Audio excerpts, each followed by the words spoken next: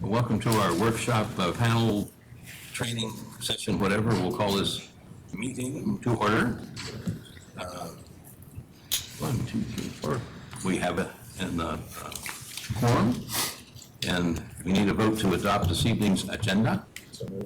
There's a motion here in a second. Second. The motion is second. All those in favor? Aye. Members' comments?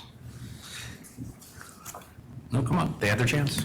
So anybody on the sheet down there? No? Are there no members' comments? Okay, the meeting format. I have a couple of words I'm going to say, then Neil's going to talk for 2 hours, and then we'll go home. Okay, I think we got this. May I have a word?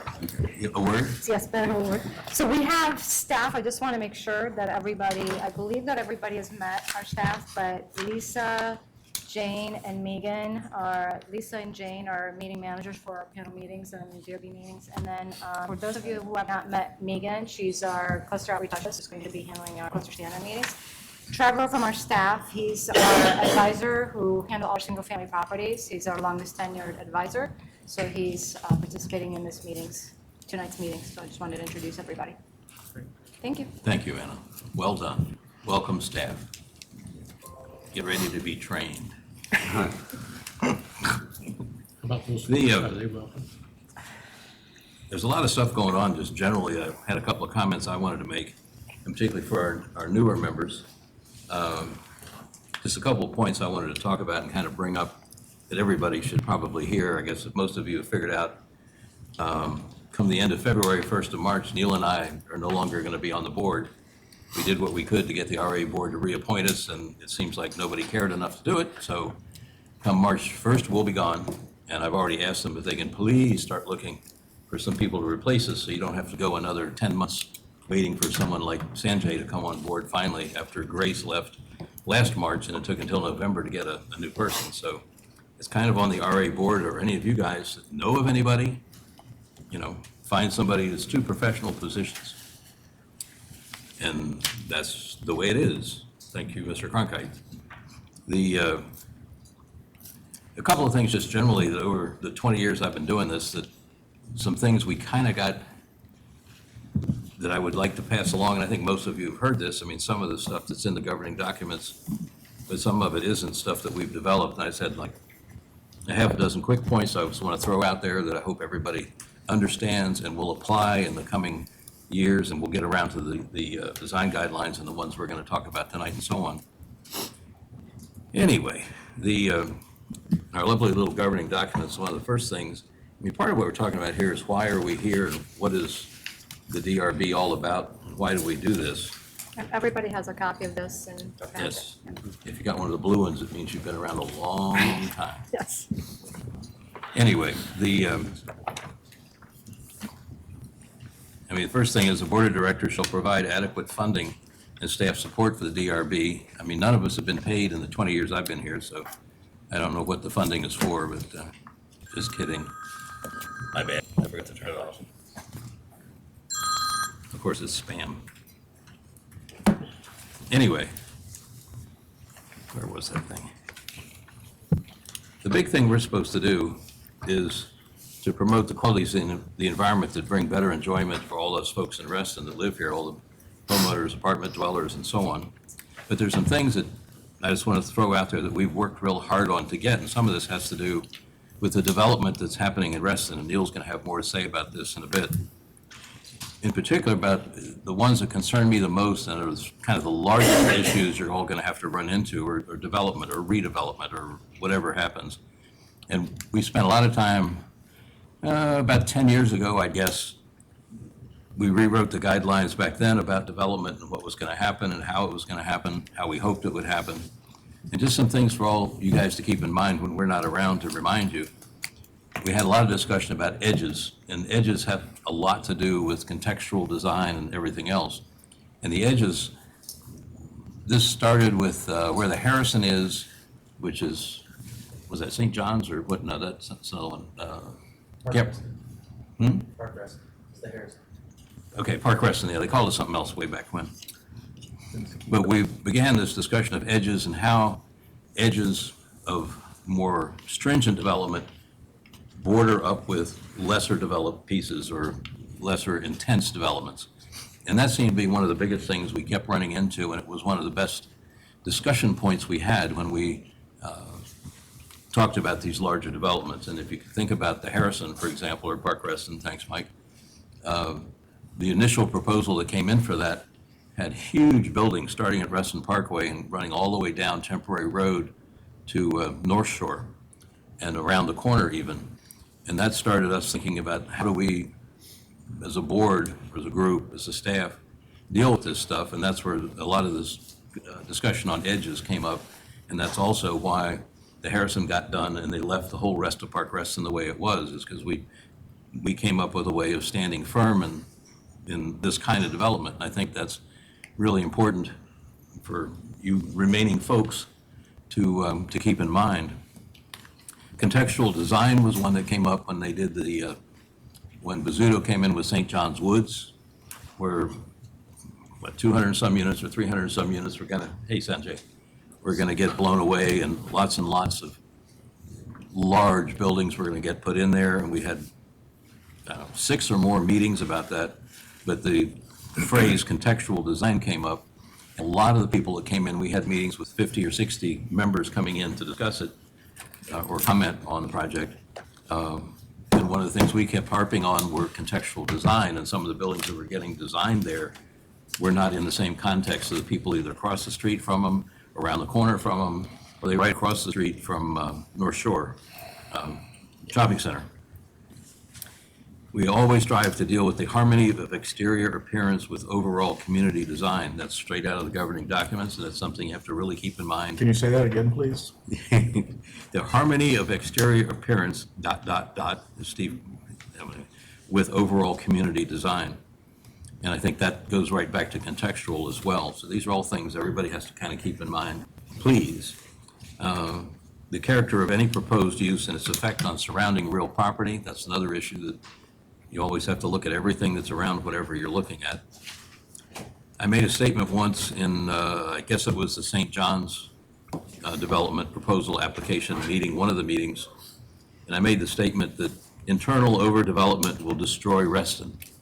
And 60 or 70 people in the audience applauded because that seemed to make sense to them. So I think everybody has to kind of pay attention to that as well, that our members, our neighbors, are concerned about that of internal, which means not the TSA districts, but anything around everywhere else. If you're right up against single-family houses or smaller clusters, you don't want to put in 500 new apartment units necessarily, but something to think about. If they're designed well, that's fine.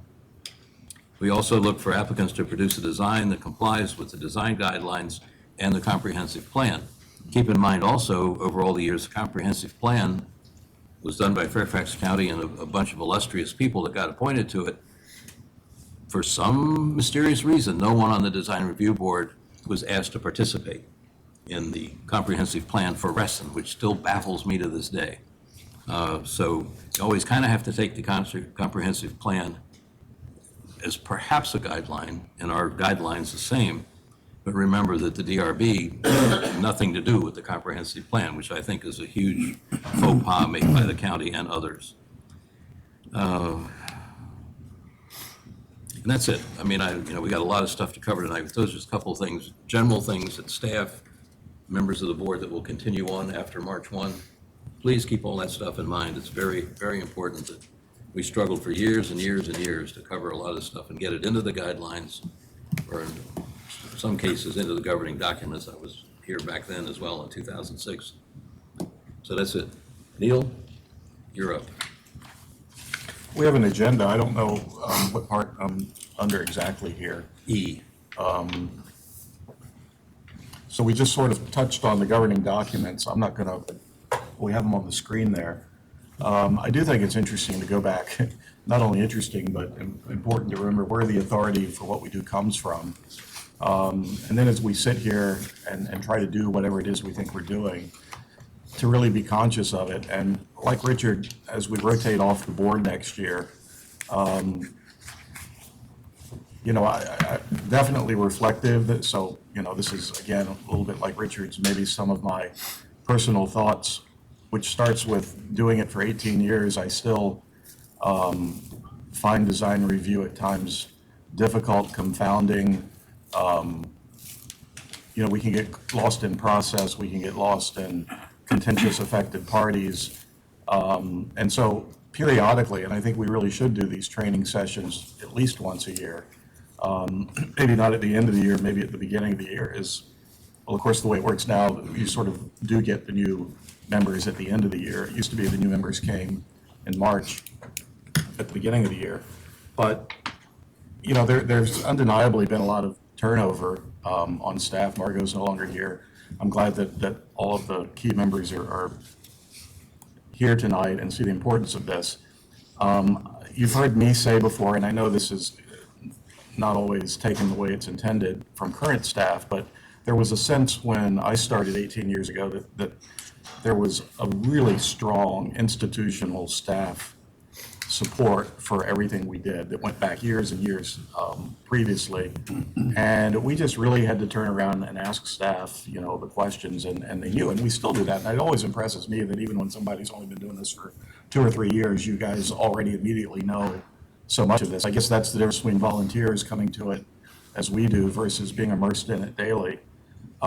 So in the end, though, the decisions this board makes affects the character of Reston. And, when we go in front of the RA board and talk about what it is we do and why we need to be funded and why what we do is important, I hope everyone on this board could articulate that.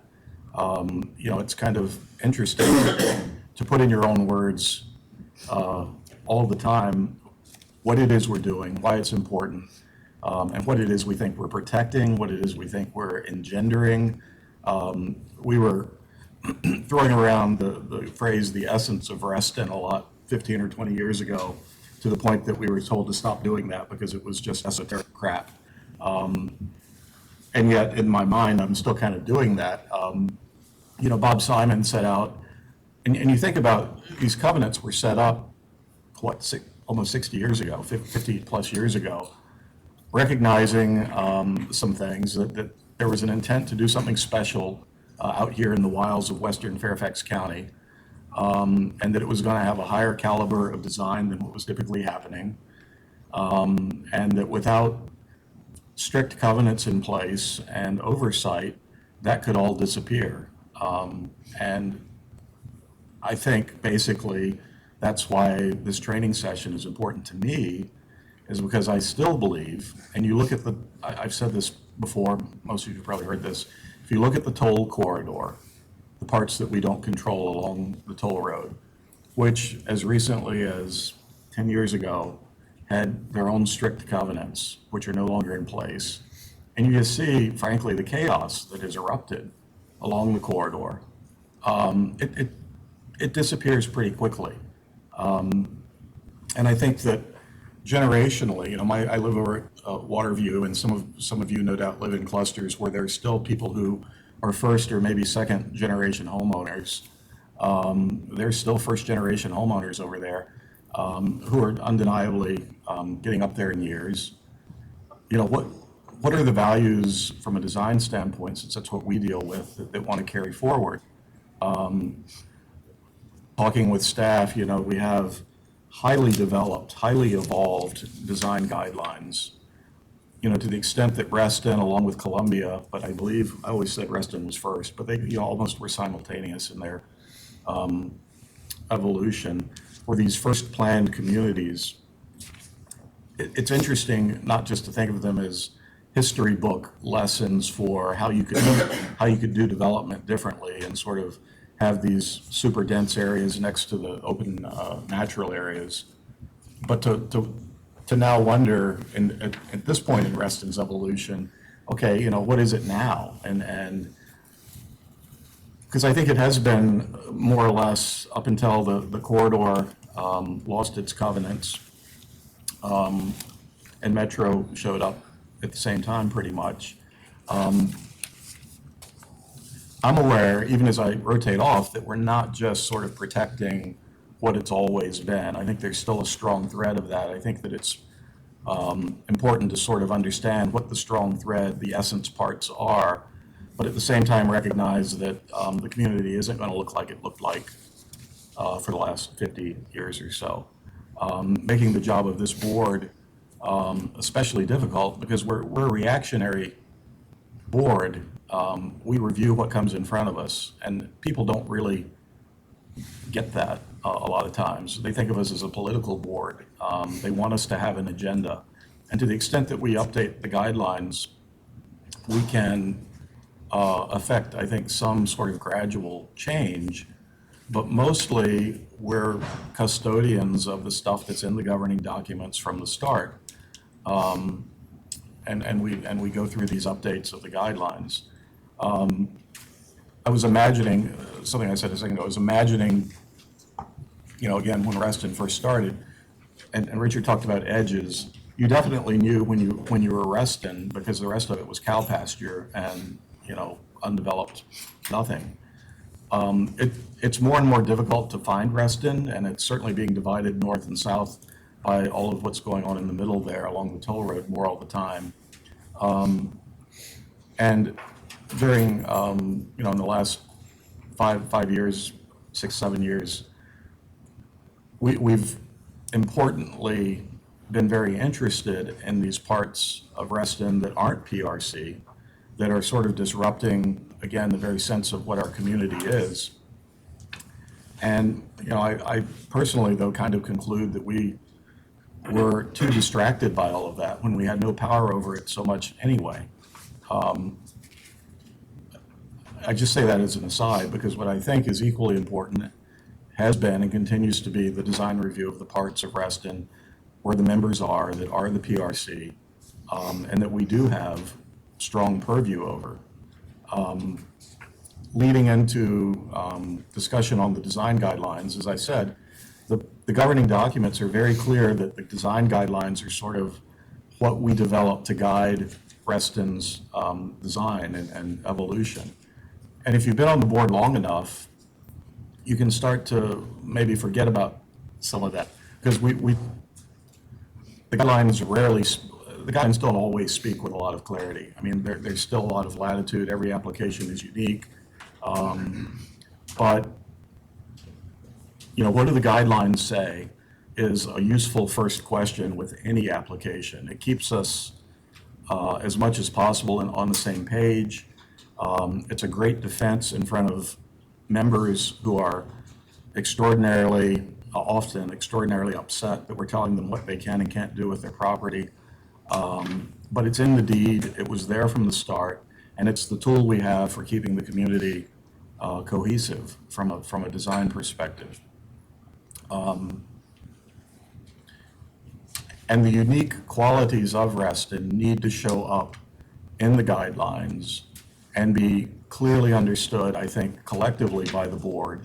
There are things that we do as a board that are very subjective, and our 9-member large panel size, I think, results in, a consensus decision or a majority decision.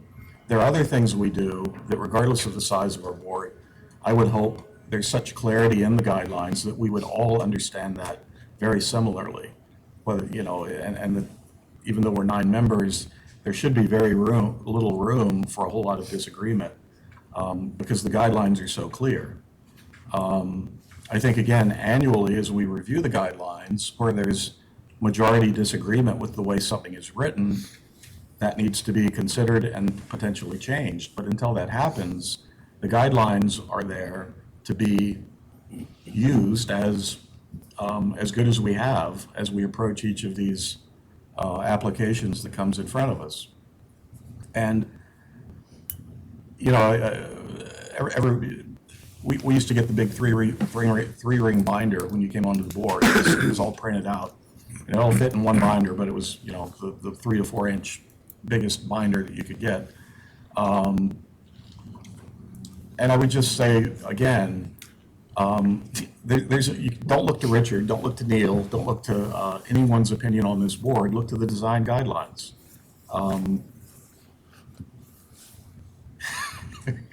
Because when you don't do that, we're kind of not being steered at all. And again, we have authority to interpret, to write, to move beyond the guidelines, but it's very, very useful to have that. It's what I think, again, keeps the membership, to the extent that they largely never, no homeowner, no one on this board enjoys design review for its own sake and for the sake of your own property. It only is enjoyable to the extent that we believe it keeps the community as a whole a better place to live, keeps property values up, and makes it a distinctive and enjoyable place to live.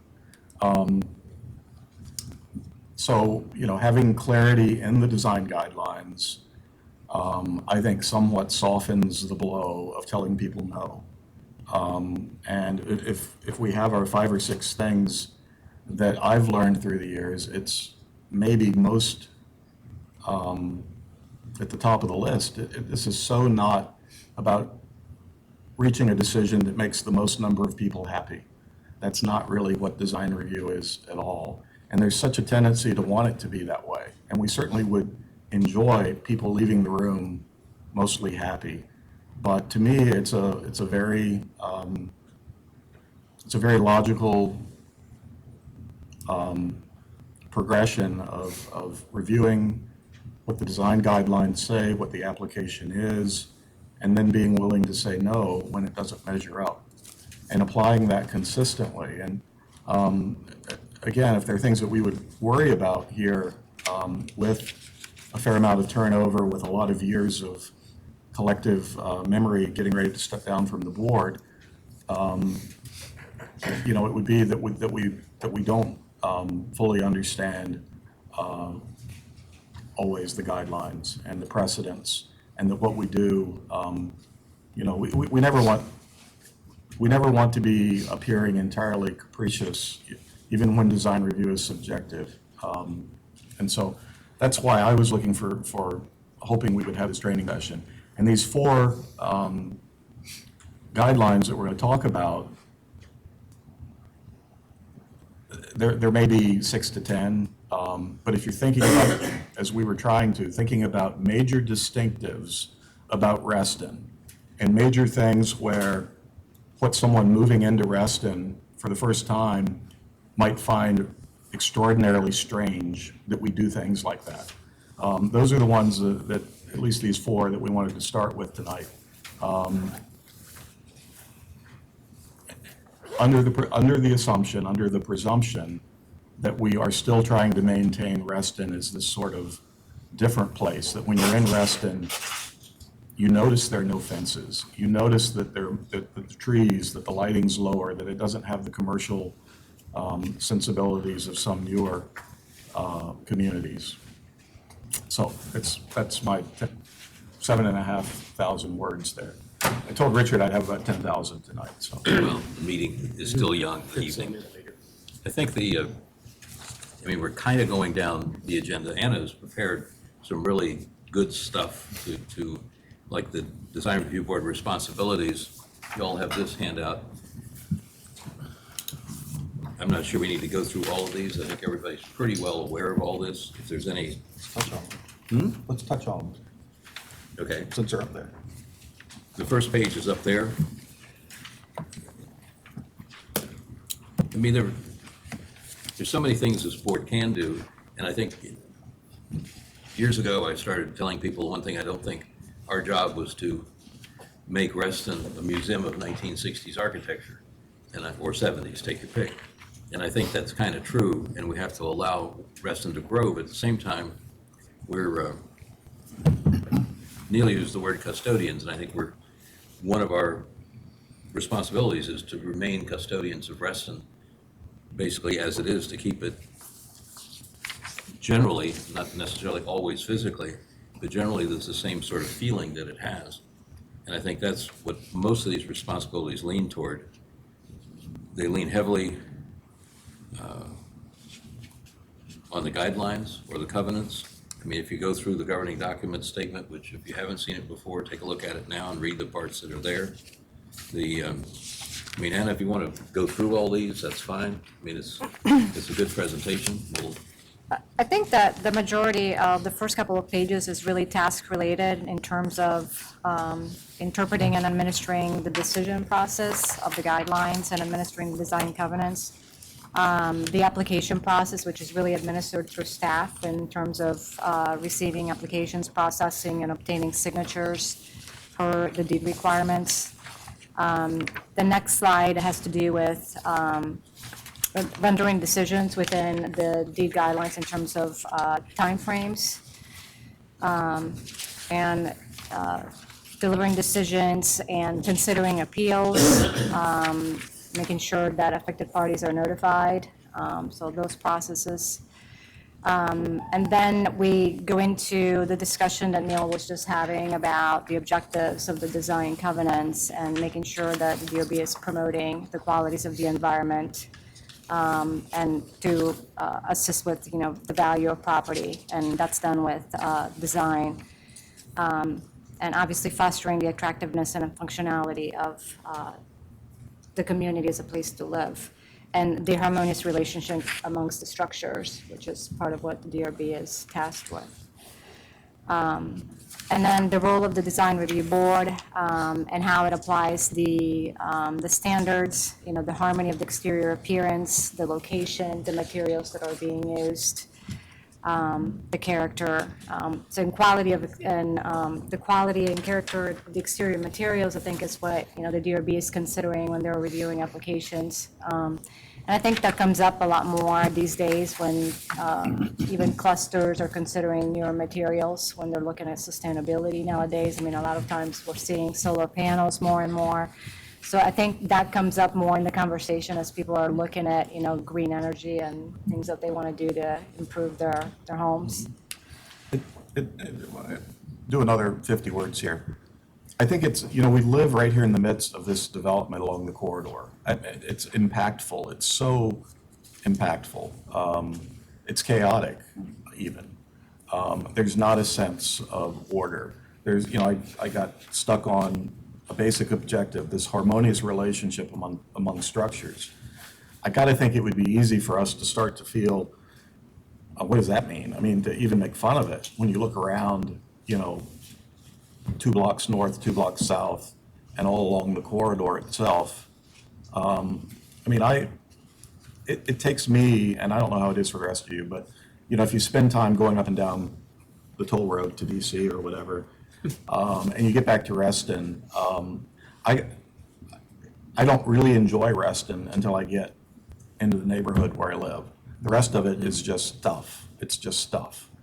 And so I just want to say again, that doesn't take any of the burden off of us for caring about all of these older neighborhoods. I mean, I still think that's the core. It's where the people live. It's the part we have purview over. And I think that we can't let the perceived chaos of the stuff that we don't have control over sort of, again, take the burden off of us or take the commitment off of us to keep the other parts what they should be, what they are. Richard's saying about we're not here to preserve 1960s architecture, 1970s architecture.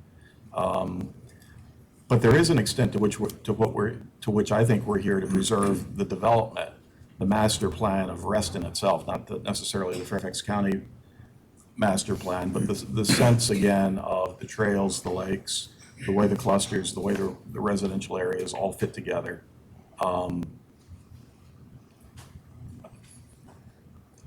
I think it's still important. I mean, some of you, just to say it's because I'll get it out of my system, I think I said it maybe at the last meeting, I think there could easily be some sense of question about the relevance of design review at this point. Are these values of nature and trees somehow of another time, the way the architecture itself is? How do you separate out the development and the community from its architecture when it comes to that? We want the architecture to evolve. It has to. But we don't want to lose the community in that process. So I think that's why design review is maybe harder now than it ever has been in the past. Back to you. Well, I think character, harmony, aesthetics in Reston is really important in the eyes of the DRB and in design, especially because all the different clusters and the neighborhoods are all so different. and they all have its uniqueness to them.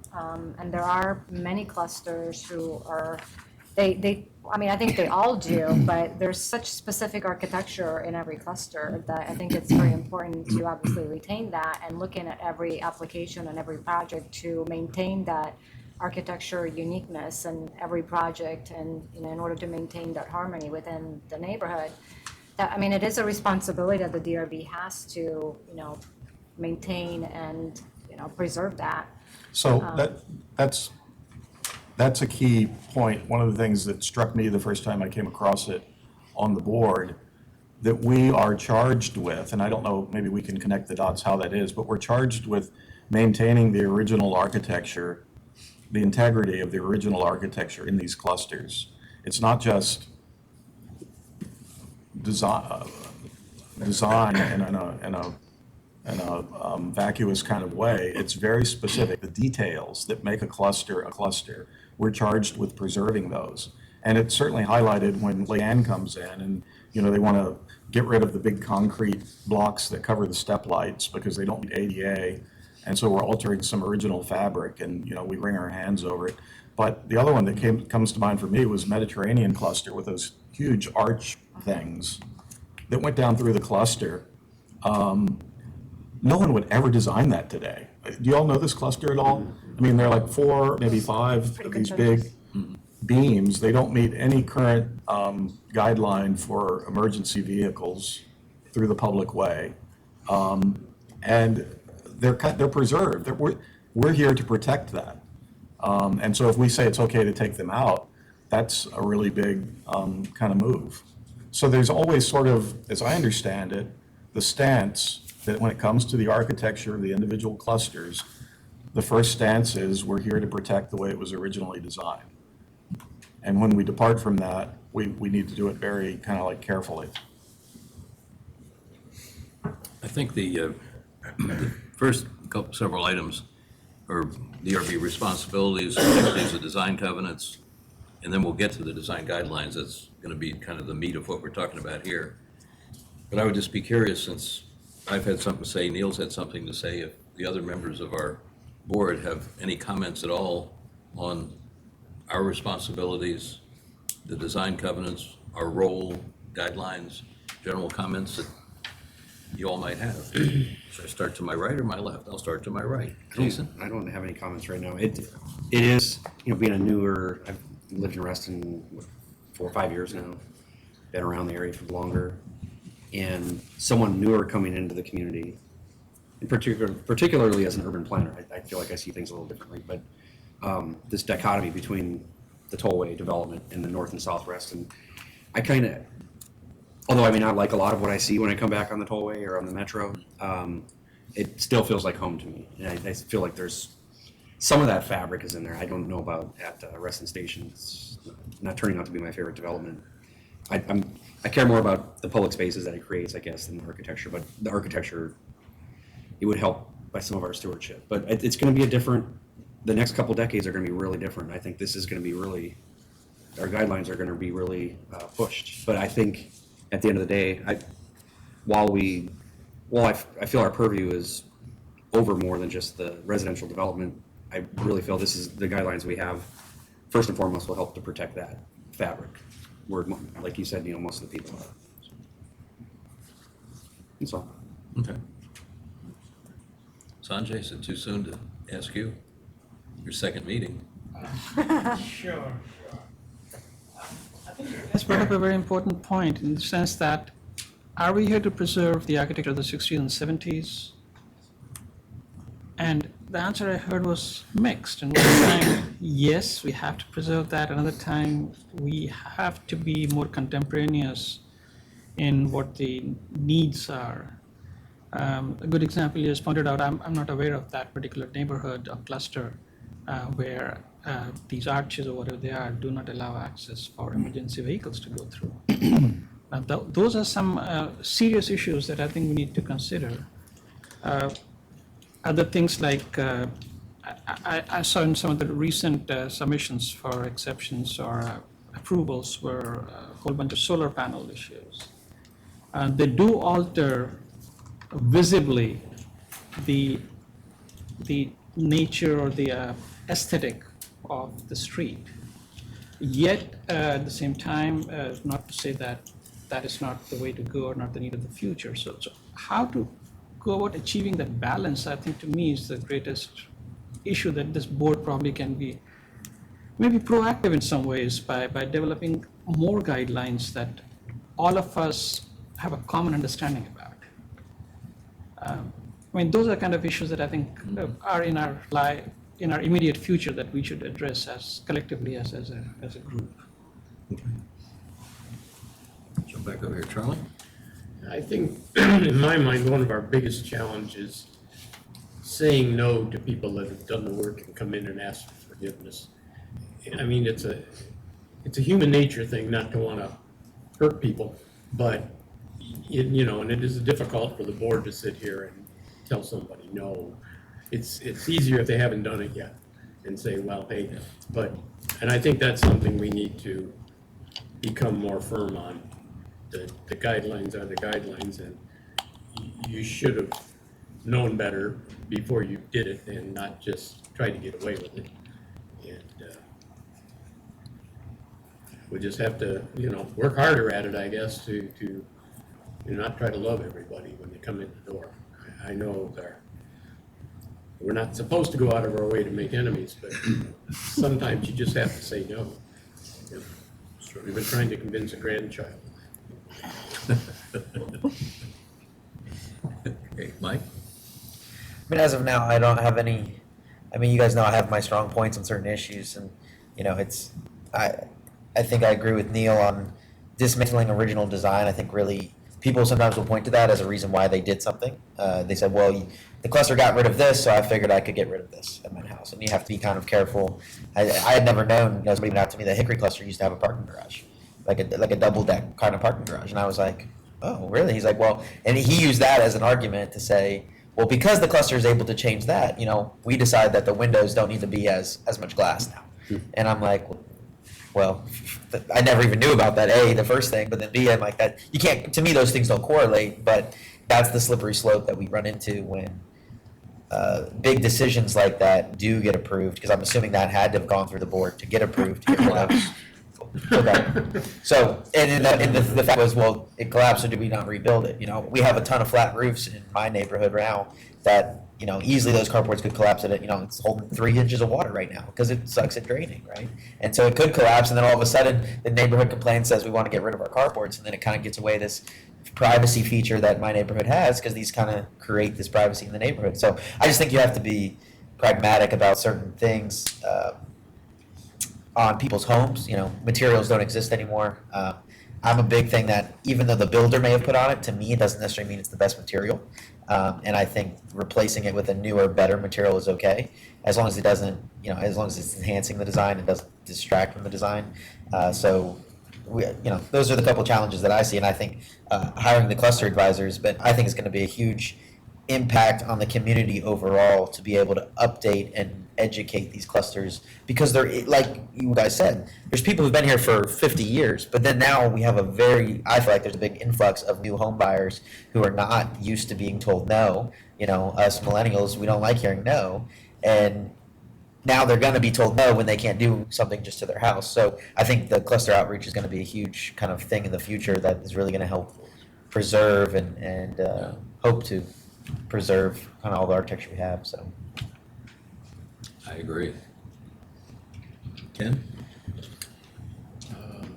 I agree with everything that's been said so far. I look at it. I look at this from 3 perspectives, and I know we'll go through many of the guidelines here, but I think this is a very important part of the conversation, because I think the biggest issue that I've seen since I've lived here, since moved here in 1985, 86, owned 4 properties in various single family to clusters. I've been cited in the past as a homeowner. I've been through the experience I think many of us have. The core of all of the issues, I think, still is education. The community just doesn't understand. It's not well explained when they purchase, if ever. I will admit, when I moved to Reston in 1985, nobody explained to me anything about RA. I paid the HOA and I paid my cluster, which I thought were exorbitant amounts of money at the time for me just to have a home here, because I didn't see what the impact was about. I really didn't. And then I got cited for having part of my rear deck not painted according to the color of the house. Didn't know that. That's the way I bought the house. I got angry. Everybody in the neighborhood says, oh, that's the, the famous German epitaph that we all hear about, those people walking around with clipboards. So that's the perception that has not changed since I've been here. I just had a conversation today with people that said RA is vicious when it comes to us living in Reston. They're just vicious. And it caught my eye. So I think that falls on Reston Association and the DRB, I think, to continue to find a way, how do we educate? And a good example is today, I know several people in the realty business. Long & Foster had a huge event over here, not too far away, for most of the morning. Guess who the guest speaker was to talk about the comprehensive plan for Reston and what Reston is? Robert Gowdy of the Reston Town Center Association. He spoke on Reston's behalf. So again, and so now you have a plethora of very savvy realtors going out believing that vision. And it was a very pro-development, love the high rises, that's driving up the home values, et cetera, et cetera. So the realtor's perspective here needs to be educated. I remember when I joined the RA board, we used to have realtor days. And we did that 3 or 4 times a year, where we had a full day of education, lunch, breakfast.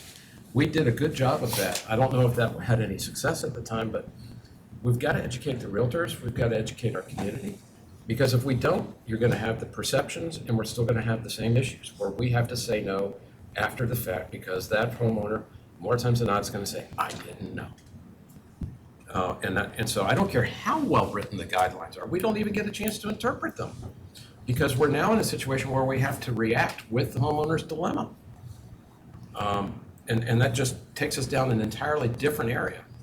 And it has nothing to do with guidelines. We can say to we turn blue, you're in violation of the guidelines. And they're going to look at us and say, I may have to talk to the attorney because I got to sell the goddamn home. I got to get the heck out of here. Or I just bought the home, and how dare you do this to me? So that goes to RA. And so what is Hank's biggest concern?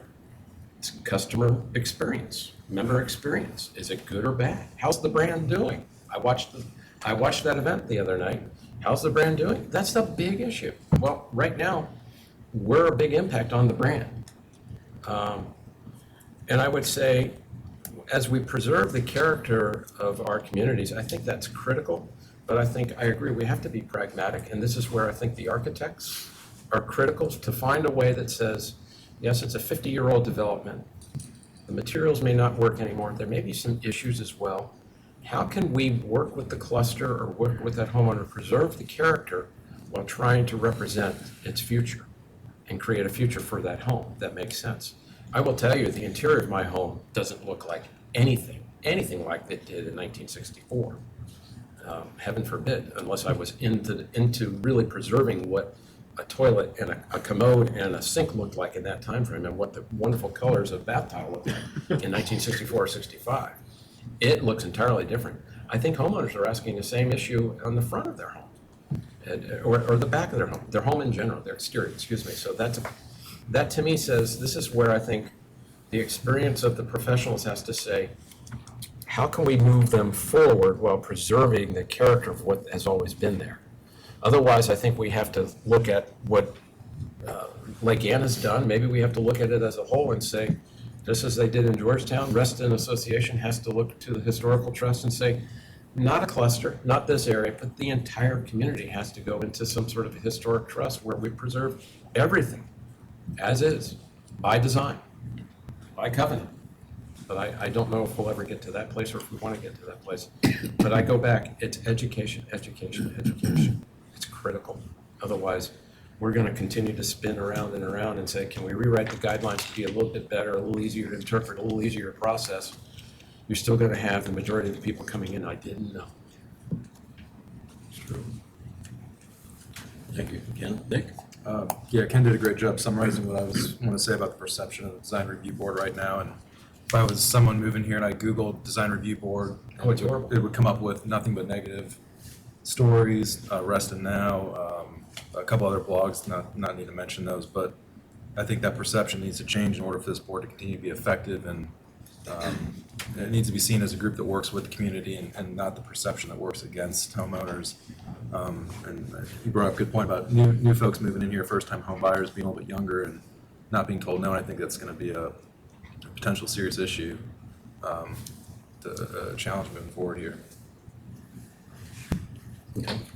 I think I certainly appreciate all the comments. I think that we'll move on into the cluster, the guideline reviews thing, but if you think about all the things everyone has just said, we have a lot of different guidelines. And the 4 that got picked out here, we've had a couple of preliminary meetings leading up to this meeting, and we discussed a dozen different guidelines and tried to decide which ones that we think are most pertinent to be discussed first this year. We do this every year. And the 4 that we came up with, if you think about, just think about what, in your own mind, what Reston is. And if all of a sudden fences, signage, tree removal, and lighting changed drastically, how would it affect Reston? And I think it would be dramatic what it would do. If all of a sudden every yard was fenced, if signage is just a whole other thing, whether every building in all of a sudden had multiple signs all over it, particularly the larger buildings. Tree removal, all of a sudden we lose our forest. Is it still Reston anymore? And the lighting, I'm part of this thing called Wake Tanbark, where we got like 90 or 100 homes that all right around each other, and hey, I found your lost dog, or whatever the heck it is, right? And lately they've started this little discussion about, wow, Reston's really dark. Well, yeah, it always has been, and hopefully always will be. I think we're gonna get some improvements in quotes by Fairfax County with lots more street lighting. Sidewalks are okay in certain areas. Path lighting, we're working on that already. But if all of a sudden lighting changes drastically, all of a sudden Reston's all gonna change. If fences, lighting, tree removal, and signage, just those 4, we're not talking about the other, however many there are, could be disastrous for Reston as we know it. And I think that's kind of the role that this board has to do, and I hope we'll keep doing. Lastly, I had written this down before Ken started talking, but we have talked for the 20 years I've been doing this about education of the members ever since I started this. And I'm not sure what's changed, if anything. I really think that, at one point about 10 or 12 years ago, they did an exit survey, I guess, of people that left DRB meetings, and 93% of the people that left thought they'd had a good experience. That's very positive. That never made headlines in Reston Now or anything else, but people, once they come here, it's why I always ask, just come listen to a meeting, see what happens. It's not a beheading or anything. It's usually the members of this board try to help people with what they're doing, whether it's a home addition or a large building. But I think it's critical that we can't just stagnate without expanding people's knowledge of what's going on. It also applies to all of us. We have to grow with what's going on and understand the guidelines, which I almost bought it tonight. My original guideline book looks like the Manhattan Telephone Directory. It's about that thick, and it's a little dusty right now.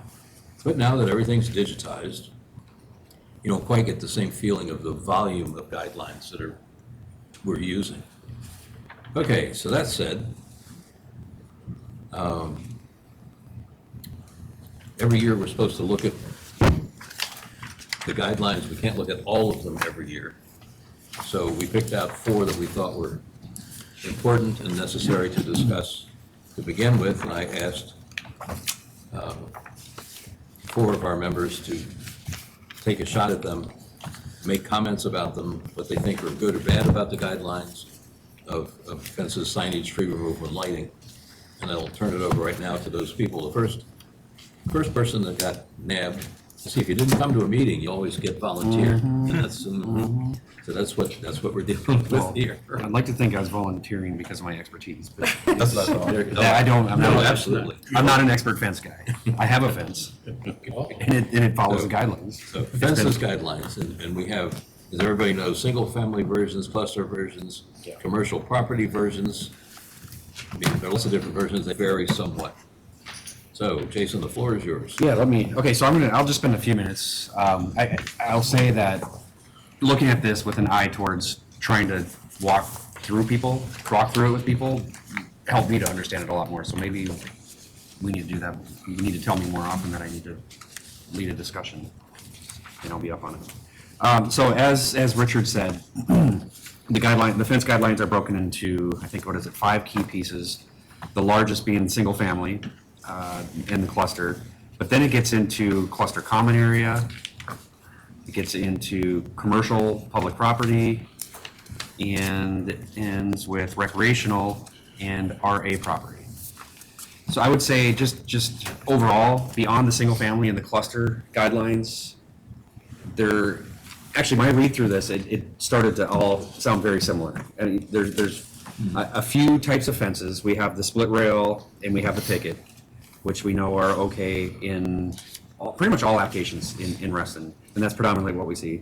But then we also see the privacy fences, those that hopefully are only, my neighborhood, I back up, I'm one house away from backing up to Reston Parkway, so that's where we see the privacy fences.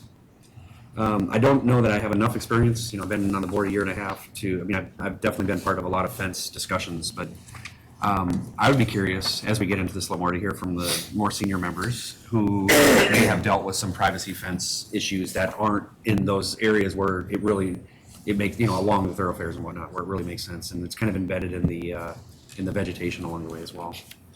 But I'll start over. Generally, the goal is to minimize the physical impact, and then that word harmonize pops up again. And I think at this point, there's enough fence development in Reston that we know what harmonizing means. There are a few exceptions, but I would say by and large, and what I see is the picket fences primarily, mixed in with the split rail.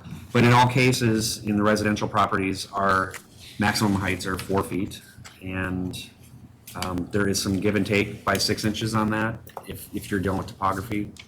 I haven't dealt with topography much in my review of things, so I don't know how that's been applied before. I guess I have on one where it was a deck that they were trying to do, and we just stepped down sections of it. So, but the distinction between if you're stepping down or stepping up a fence segment, it's usually you're trying to stay within six inches of one another vertically. Another thing that really jumped out at me was the review process based on which category you're in and what you're trying to do. Starting out with no application required. So if you're, an invisible fence isn't a fence, I guess, but obviously that's not needed. But if you're installing for example, in my situation, if I were to go out and replace my picket fence, then there's no application required if it's like for like. So I think in all instances, and actually that'd be a question is, if it is like for like, it should be a split rail or picket in the case of the single family. But what if someone were to have a fence that was installed that didn't meet the standards in the first place? I suppose they're still in violation of the design guidelines, correct? But that would only be caught when someone's in a move out or situation. Right. Okay, so that's the pretty simple one. If it fits these standards on the front page, and if it's a like for like, then you don't need to have an application. And one thing I found myself being is talking about education. In my neighborhood, people are starting to hear that I'm on the DRB, so I have a lot of people coming to me, and I feel like our rate of people actually submitting applications has gone up. So get the badge. Put my badge on before I go outside. Yep. In all cases, it's or most cases, and I would again ask the other members if you've ever seen this, but fences should be left to weather naturally, and kind of. I think in that regard, it kind of starts to just fade into the background of what Reston is already, and especially when it's weathered for a good amount of time. I don't know that We have painted fence. Have you ever run into painted fences? I was Okay. thinking there's one or two clusters that have Yeah. painted picket fences. But that's in their standards, Yeah, I think it's closer probably. standard. Yeah. Yes. Yeah. It's a painted board on board or stained. Board I don't know if it's The in clear standard. stain, I just okay. remember that ugly orange one. I think Oh, yes, that was, one time in a dog run years ago, Ugly we is only let them bicycle do beholder. a black chain link, but that was very rare. yeah, yeah. A very so- large dog. Yep, yep. It was an existing fence. That's what I'm talking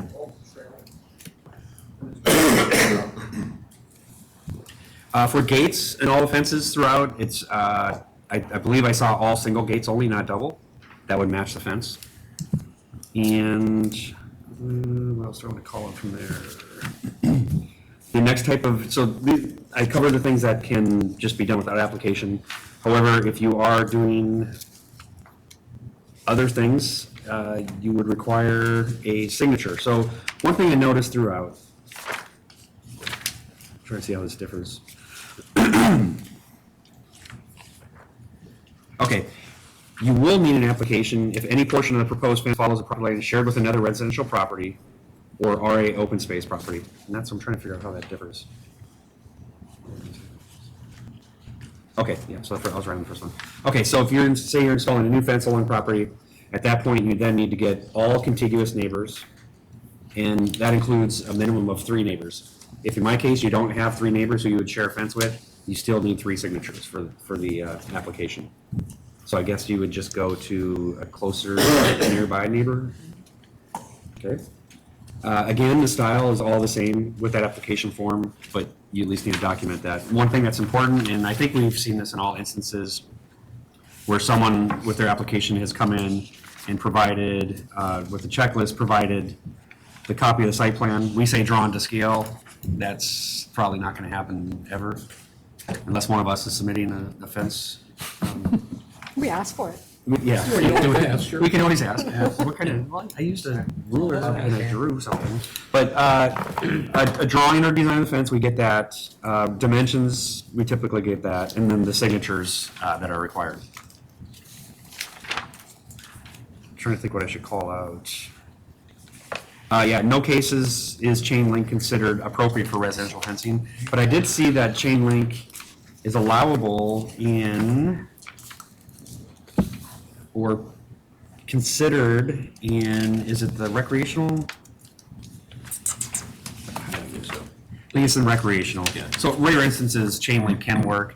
I think we ran into one instance, I know, Michael, you had gone out, it was a corner house, it was up. No, it was a daycare. Really? It was for a daycare. Yeah. Yeah, it was commercial property. They put up a green fabric. And then we had them, Well, originally they put up some They- weird black fabric or but we something. had asked them to put the slats in the, was that?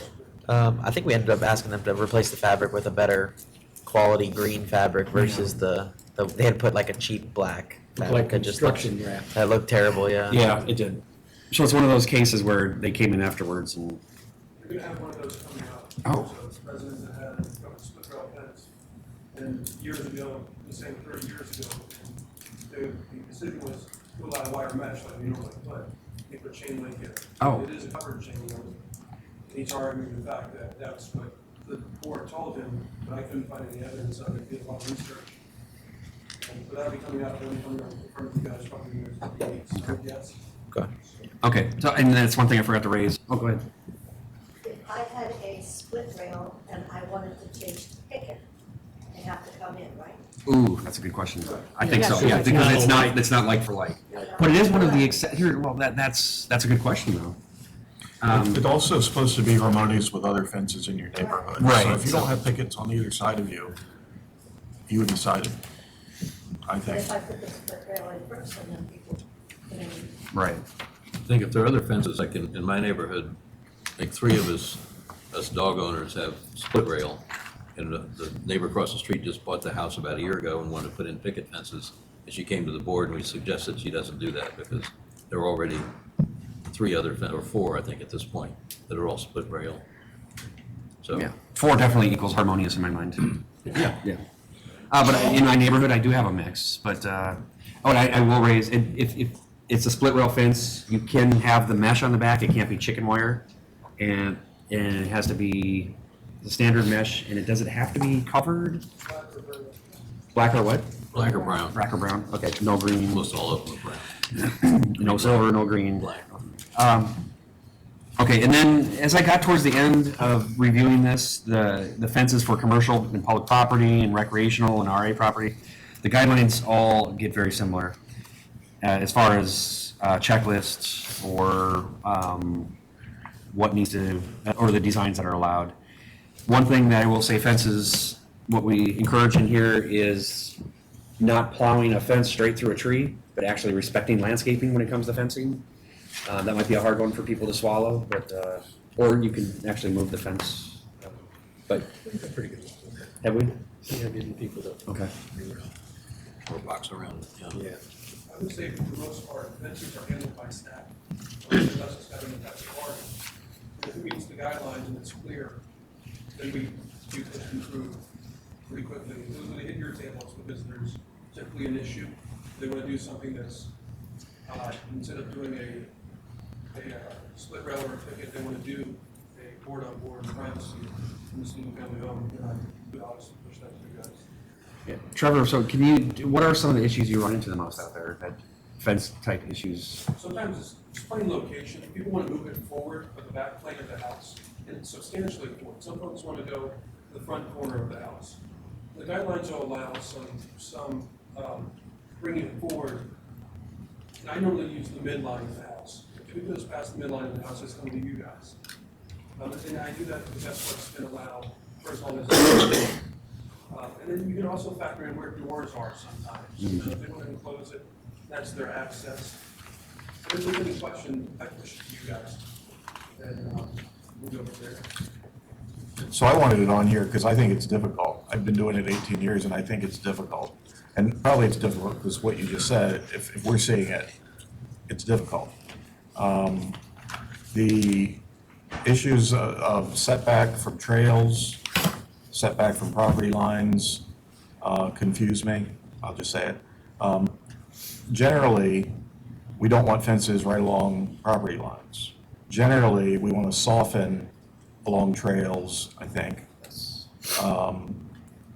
And when it comes to fencing along arteries, major arteries, Jason said he's been house removed.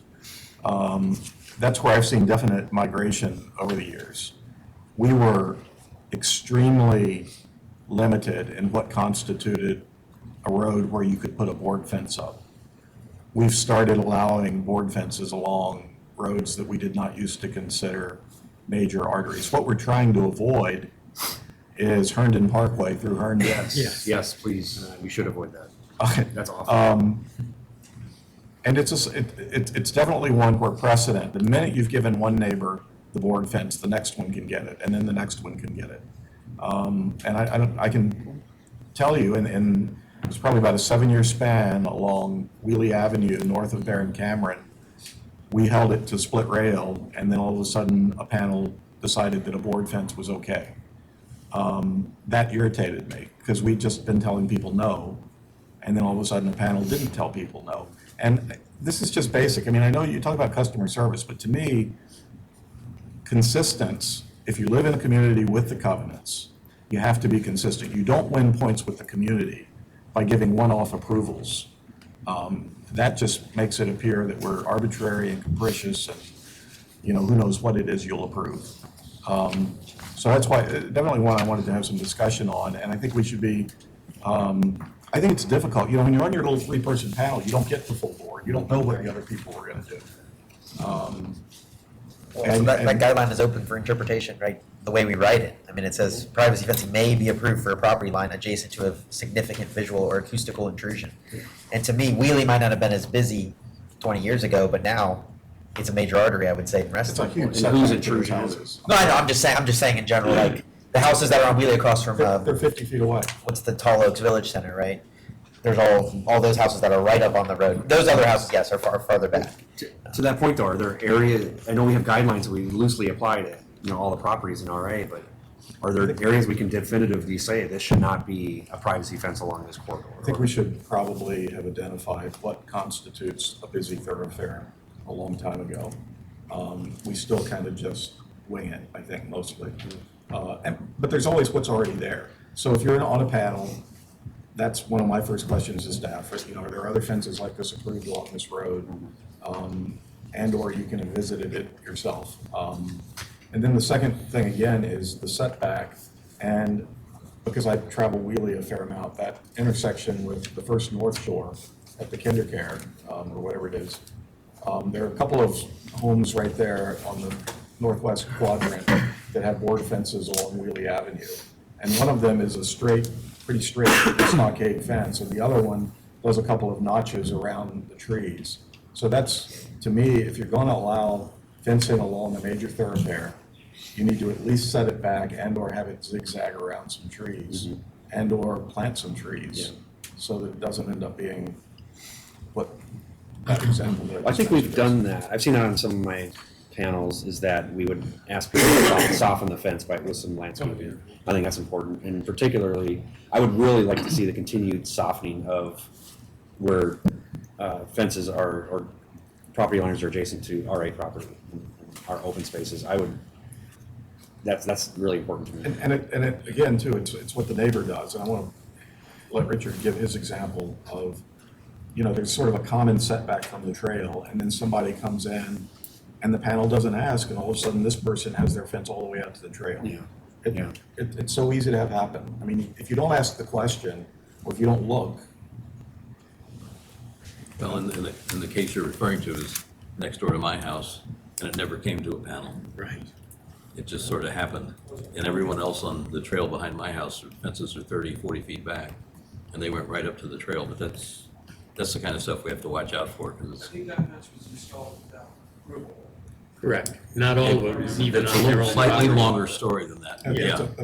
I mean, there were two versions of it. One set it back 8 feet, and it was right at the middle when there was a major reorganization in staff, and it just never got addressed. So, yeah. I would say when I write because I write a lot of this, I write a lot of decisions in general. My job is hugely ERB support. Just because the number of properties I have all the single family homes. I ask for them and I'm not complaining. I enjoy that. It makes the day go wow. But when I write suggested decisions for consultation, I always make sure if it's board on board and it's going to be a long line of board on board, that I ask them, you know, I put in there that it needs to be step back every 30 feet, 2 feet, go for 10 feet, and then pop back out. You know, to give that visual, maybe we'll have vegetation in there as well. We're writing our decisions a little differently now, so it's a little bit more difficult for me to do that. I always put that suggestion in, trying to keep that consistency, because that's what kills us as staff, is a lack of consistency. If we could have all the panels do the same thing every time, it would make our lives so much easier. And that's the biggest argument that we get. That goes back to, That goes back to the part where, you know, you're talking about education and how people perceive us. People sometimes mix us all together. The DRB. We had a conversation here yesterday, and it was noted that the DRB, not the covenants department, but the DRB department.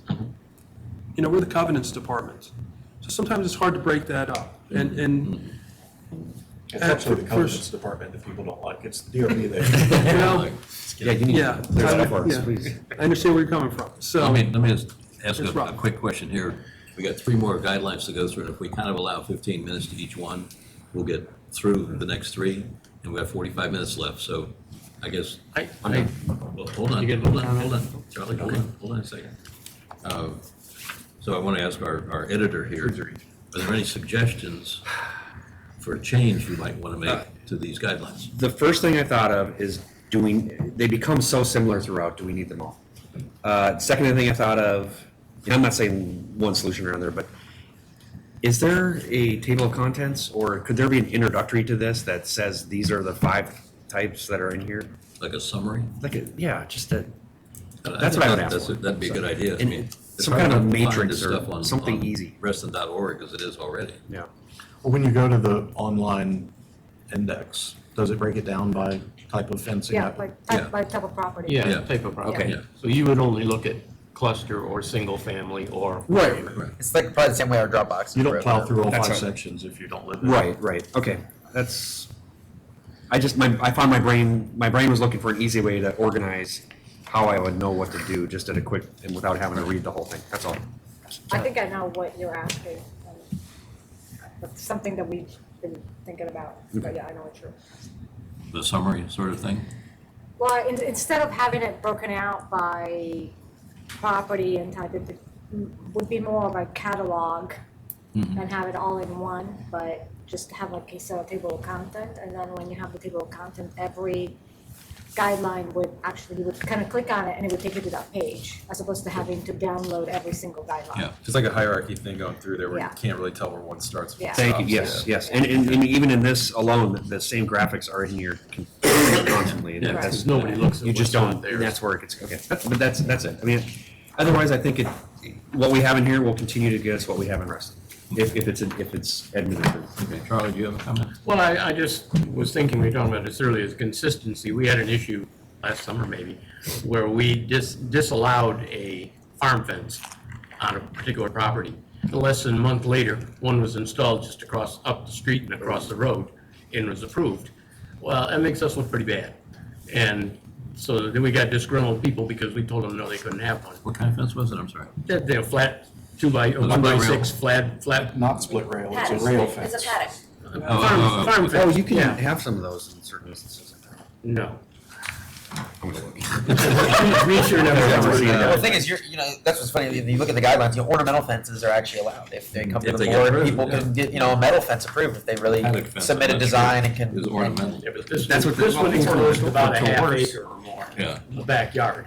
The only thing I would recommend with the guideline is that plantings and, we say, oh, we could suggest plantings for fences. I think if it's a board on, let's say a major thoroughfare, it should be required. It shouldn't be suggested to the person, because if you suggest something to somebody, they're never gonna do it. But if we require them to soften the appearance of the fence, especially when it's along a major thoroughfare, I think that goes a long way to making that fence not as obtrusive. I'd be supportive of that, and Yeah. because typically, well, if it's along a thoroughfare, I don't want to take up much more time, but actually, I'll just leave that where it is. I support, if we can say, well, you have to step a fence every so many feet, or a percentage of it has to be stepped, or whatever, and landscaping added, I think that would be one thing I would support. Where this is leading in recognition of the excellent job you have done. I think the suggestions that you've had about planning on thoroughfares, possible summary or whatever Anna wants to call it, if you could continue looking at that, and in the next month or two, come back with suggestions or something we can edit, something to look at. Okay. So we can see, so that if those are changes and we get some action there. Okay. And I think both of the suggestions we made are good. Okay. Next, we have signs, and it's Charlie. Okay, well, what I found in reviewing these is, as he said, they're pretty much the same thing in every one of them. The one issue that I've noted at the very beginning is we had it come before us. It says this, if it's no application required, the sign is less than 1 square foot. And we decided that can be an issue because somebody could put 14 1-foot signs across their front yard saying, we hate so-and-so, Burmashave, yeah. Yes. So I think it should be revised to say no more than 1 sign, less than 1 square foot. And that's in basically at least 4 out of the 5. Well, single family would definitely be different than cluster, in my mind, Well, why is that? because a single family home is a tiny little parcel, and a cluster would be quite a large parcel. It might need more than one. I don't know what's on the sign, but it just seems to me it's a little different. Okay, yeah, I hear what you're saying. The same as we did with the people who want to put the, keep the bad guys out signs. Yeah, okay. So I concede that probably won't work for the cluster. The other primary thing I ran across in these things is so much inconsistency. In the back, they give pictures of how high the sign should be, and, and they're, either they don't have dimensions or they have different dimensions for the same picture. And I think that should be, gone through and clarified. And I have another little one where the architecture of the project, and I think it should say the architecture of the community, because the project implies it's something new, and the community implies it could be existing. And so I'll leave these or give these to whomever, but one other thing I found frustrating is that I can't believe these aren't in Word format that we got updated and highlighted and redlined. They tell me they're only in a PDF, and that just boggles my mind. But, so yeah, I have several markups through here that, and I don't know that it does any good if I sit here and read them all. But as we've talked about, this to accommodate the proposal should not exceed 48 square feet. We use 48 square feet sometimes, and sometimes it's not listed. So just out of I think consistency is really all the signage needs, as long, and some specific 12 inches from the ground and, no more than. And so they're all bled on in red if somebody wants to look at it to maybe We're probably incorporate gonna some let you keep changes. going with it, come back with an edit. Well, I can't edit it. Depends on the staff. You can convert a PDF to Word. Well, those you can, if we actually have problems with the You document. can't but- convert that PDF to Word. I probably couldn't, somebody maybe could, but I mean, whatever we do with whatever edits or amendments we want to do to the guidelines, as you know, it's a process. yes. So, I mean, we can make the red lines and resubmit them to you for review. But then if those edits are approved by the DRB. Before it ever we'll gets put it official, through, yeah. sure. No, I just, as far as me doing it, it would have been easier for me to I mean, I'm not. put a I'm happy to line take through it them. and type above it in red or something. Yeah, I I'm can, happy to do that. I can. Can I use ask a red question pen. about signs? Yeah, Why, sure. why did we ever to allow temporary signage? Because we always see these developers that come with these signs. I mean, why not make them just build their monument signs from the beginning that we approve, and not even allow temporary signs? I mean, you're telling me a developer's not going to come in here because he can't build a temporary sign? I mean, they're not going to back out of a development. So why do we even allow them? Because there are plenty of times that you don't have approval for the final yet. It has to be well, temporary. then they have no sign. I don't think that's fair. I think you need to have leasing and you need to have community information. I mean, I think we care what it looks like. And there's a fairly clear standard, as I've said before too, but we've also gotten away from that. yeah. Well, that's what I'm saying. I just feel like it causes more confusion than it helps when, I've driven by whatever that one house is, people just put up these temporary signs. I just think if we just outlawed them, it's just like, to me, it's just, I don't feel like a developer's not gonna come develop because he can't put up a temporary sign. That's just my thought, I but think there are different types of temporary signs. I guess I'm thinking of the big ones with the poles, with the posts that go in the ground. To me, that's not a temporary sign if you have to dig a 9-hole for it.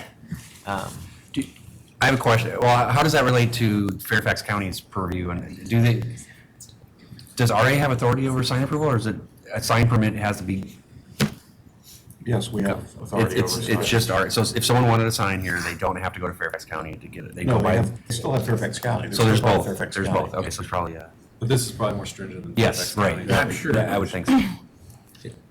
One thing that I think we keep running into, like the monument signs for, the one that came through recently was the Springs. Right. And we kind of go back and forth. I mean, all the things in here pretty much say, like, if you see a sign and it very tastefully says Reston, and that's all it says. And I think we need to clarify what we're going to allow. Some places we allow a little logo on it. We always, I'm pretty sure always, don't let people put phone numbers, developed by, all this other kind of stuff. Right. Taglines. But I think if that's not clear in here, we need to kind of look at that and make sure it's I clear. agree with that. And if we're going to let logos happen, which we've done in a couple of places, the one with an oak tree, I think, was one of the more recent ones. It was a very pretty oak tree, so we said, And it was "That's small." nice." It was small, right. But I think without going through all this now, we should probably take a look at that, either It change is it or tough for say. people, because we don't give enough instruction and to what's I allowed might in the have sign. marked that. I might have made comment. But we also need to be aware of impeding someone's First Amendment rights in any case law that may exist for Not in content. Reston. No, Not in Reston. Oh, No. yeah, Yeah, we're good. We're good. Yeah. We're First Amendment free. I'm just kidding, but, I mean, it's an aesthetic thing, not a political thing, I think, in this case. But, Yeah. I mean, I just think it needs to be clearer in here. And I It don't know says, how, it just says may incorporate minimal, But what's minimal to you pictorial may be graphics. minimal Yeah, to somebody yeah. else, yeah. Right, well, yes, Lisa. Yeah, that, it's also on silk fences and just the temporary, like you're talking about, and the leasing. If we could just say, this is what it is, it would take away so many of these applications that we're getting right now, because they're all over the place. Your signs, on signs, on signs. on signs. And, yeah, it's not just monument, in addition to monument. In terms of the guidelines, where do you think that would be that we would need that Well, it clarification? have to be temporary, because like silk fence, for example, I've seen 3 of them, they're all different heights, they've got, some have logos, some say, have got phone numbers, some have just the name of the company. All different colors, what's okay? I don't care so much for construction signs personally. I mean, they're gone, and they do have to follow Fairfax County, and they can't be there forever. They'll be I- there I- for about a year. I think if we don't have a construction sign section, we could have one, and probably should have one. Yeah. To me, that's different from temporary. But right now, I think It it's has just to coming fall under under temporary. something. Yeah, Yeah. so I think having construction signs That's a section. good idea. Maybe And there that may would be be some great. limit to it. I mean, I know that, construction companies plaster, every single subcontractor gets their sign on the temporary fence. But just, do we want to be dealing with that? Well, I think sometimes, a lot of people will ask before they even submit the application, and it's hard to provide guidance if we don't have any specifics. Well, then, given what we're saying, You could, let's take a look at possibly, Charlie, adding a construction sign section. Maybe take a shot at writing something up about that. although I think probably in some of the cities, you're limited to one project sign, and everybody has to get their identification on it. That would be a way around it. It doesn't prohibit it, it just says everybody has to incorporate on one sign. I'm just saying, are you saying, no, we shouldn't have a separate construction sign section? It needs to be addressed. The So county we should doesn't, have a construction Yeah. sign. so the county does or does not have? They do talk about temporary signage like that, but I'm gonna look it up right now. But I guess what's confusing to me is like, this is where, this is what I looked at when we were trying to review the tall oak signs, right? And it's, to me, they came back with two 4x8 signs that were next to each other. That's not listed here in our guideline. But to me, if we just had it where you're allowed a max of 4x8 sign, or if you want to do a double, you have to do one slightly smaller, this is what we should just stick to. And just, and that way people can be clear as day when, and staff can just say, this is exactly what you need to submit. If you submit something else, it's going to be denied. And It's a distinctive sign. The little rotated posts always struck me as trying to be a little nicer than typical. yeah, I don't even think Tall Oaks followed that. I think theirs was just a regular 4x4 post. We stopped, somewhere along the line, we stopped policing that. Yeah. So I wanted signs in here with a couple of points that I want to bring up. Every village center has its own sign ordinance. So when you review something in a village center, you need to know what that center's standards are. We had the issue, which you probably have heard about at Home Depot Center, we have one red sign out at Home Depot Center, Senior alarm. which doesn't comply with that village center standards, which means that village center sort of doesn't have standards anymore. And staff is usually very good about pointing that out, but we should all be aware of it. So anytime you're dealing with an existing commercial center, it has standards, and they are in compliance with what we approve. So just pay attention to that. And then the other issue is, this is kind of like all these other things. Every applicant that comes in here always wants more signage than Reston generally visually has, meaning larger, longer, brighter, more. I mean, I don't know of anything where size and verbiage needs to be cut back more from what is submitted to what is approved than signage. And it used to be, I really do hate how often it gets said, but before the toll corridors covenants were lifted, the signage in the corridor matched Reston Association's standards. So there was real consistency from South Reston all the way across the corridor to North Reston. Now the corridor, of course, only has Fairfax County to comply with, which allows a whole lot more signage than Reston or that the corridor used to. One of the basic standards is no two faces of commercial buildings, no two adjacent faces can have signage. You can have opposite faces, but not adjacent. Now that may sound arbitrary, but I think through the years, it really kept all of the commercial buildings, all the big office buildings along the toll road, looking fairly calm, fairly sedate. There's a whole lot more signage proliferating on those buildings that we have no say over. And so, like everything, I believe that the sign guidelines on commercial property still say not on two adjacent faces. I don't think that we're always aware of that in our approvals. We certainly bent that rule on the kebab, Reston Heights application. Yes, we did. So we should be aware when we're doing that. Well, it's tricky when there's two tenants, I mean, there's tenants on this face and this face. No, it's the same tenant we're Same talking about. tenant In this case. Well, right. on Sunrise Valley. One, But what he's saying is One just was no signs on two adjacent faces of the building. Because on like a big commercial building, if you think of like an office building, you're saying we can't have them on both faces, which I don't actually You see. can't have on an adjacent face. I mean, the biggest example might be the Virginia Spine Institute, where they took down what was International Center or whatever it used to say. And part of the decision we made was you can put it on that one face, and that's it unless you come back to us for further approval if they want to add another sign.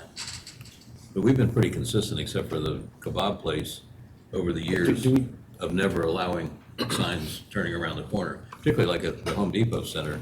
Everybody on the end of the lines over there, including Home Depot, because they were the main magnet there, we let them put a little logo on the side. If they wanted to repeat Home Depot on both sides, and we said, no, you can't do that, but we'll let you put a little logo there. So we've been pretty consistent. Because it faced across the street to residential It's area. I know Fairfax County pushes back on that all the time too, because I mean, I deal with signs and they say that if you have two distinct entrances into your building, then you can have a sign over it, but it's pretty, they usually try to knock you down to the logo as well, like on the side entrance. To me, it's just one of the basic, I grew up in down Prince William County, you know, you think of Route 1, we used to throw this disparaging kind of commentary out. You don't want your community starting to look like Route 1, USA, where it's a plethora of bright commercial signs all competing to see who can be biggest and brightest. And distinctive communities, legible, clear, distinct, and not overdone. It's one of the things that you can tell you're in because it's just a little bit less of all that going on. So I would encourage, and again,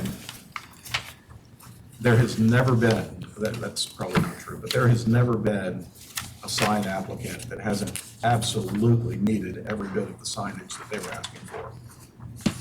Yeah, no, that's true. I think, all right, so we've given Charlie a couple of thoughts and ideas that you can add. And specifically, I added the not on adjacent because it says something about DRB will review, and I think that shouldn't be in there. It should be specifically not on adjacent sides. So in terms of process, what we're, I don't see I that gather in what here. we're saying is you're gonna give that to Anna, Anna's gonna figure out some magical way of redlining a thing and then sending it all out to us to look at, or, Well, I've got to work on coming up with one for construction, so let yeah, them. no, yeah, not tonight. Yeah, but- you have time. I mean, we actually are trying to come up with a way to rework all the guidelines. Right. Right, and Jason's gonna do the same thing. Yep. With his and redline that, okay. Can I just say one thing about signs? Sorry, one thing I think is important is, you know, our guidelines does say that we prefer to not have raceways behind them. And a lot of, it's the cheaper sign to do, it's way cheaper to build a sign on a raceway and penetrate the building once. But a lot of the nicer signs are to do individual channel letters that are mounted through and all the electricals behind the wall. It's not hard to ask an applicant to have to do that. A lot of landlords actually require that these days, no matter what the facade is. So I would say if any application comes before and has a raceway, even if it's painted to match the facade, it just never looks as good as just a channel lit, individually mounted letter, which it's in our guideline. I don't know how much that's followed though. So It stopped being followed 15 years ago. If it's a brand-new building where it's never been done before, but it seems like almost every sign we review these days, the raceway already exists. That's it. That's it. right, and I think what I've seen in centers and in the commercial practice, like I think it's Peterson Companies right now. You know, we were proposing a new sign on a building. They made us go to channel, even though we have a raceway right next door. They said, well, we're going to make them go to channel once we go. So even if we're okay with having a little bit of inconsistency in the time frame, eventually tenants leave and eventually new tenants come in. And if you enforce that rule, then I think it just overall looks, to me, looks better than the raceway signs. But I don't think on these village centers where we have this mostly, they've been painted, they've been finished around the raceways. I just don't think you can go back once the horse is out of the barn and a sign's been up there on a raceway and then a new tenant comes in. I don't think we can ask them to get rid of the raceway at that point. I just don't think you. Okay. Yeah, I know from a commercials, I just had to do it for a tenant. Literally, we were in situ. We didn't even move tenants. It's literally the same place. They made us replace our old sign with the channel sign because we were proposing to change it. So, you know, it basically adds about $2,000 to $3,000 to the cost of the sign, which, isn't great, but I just think it looks better. So, I don't know, it's just my opinion. Okay, Freddie, we got to move on here a little bit. For the last 10+ years, we've been approving them with raceways. Right. Okay. We got tree removal. Ken? The floor is yours. Tree removal, I think in general, well, I'm keeping my opinions out. But with regard to tree removal, I think it's pretty well documented at this point in time. The only thing I would try to do is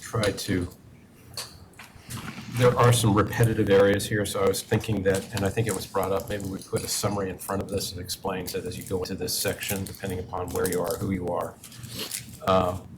you go to these pages, what have you, because there is a certain amount of repetition, as is the case with the other sections. That seems to have already been noted. I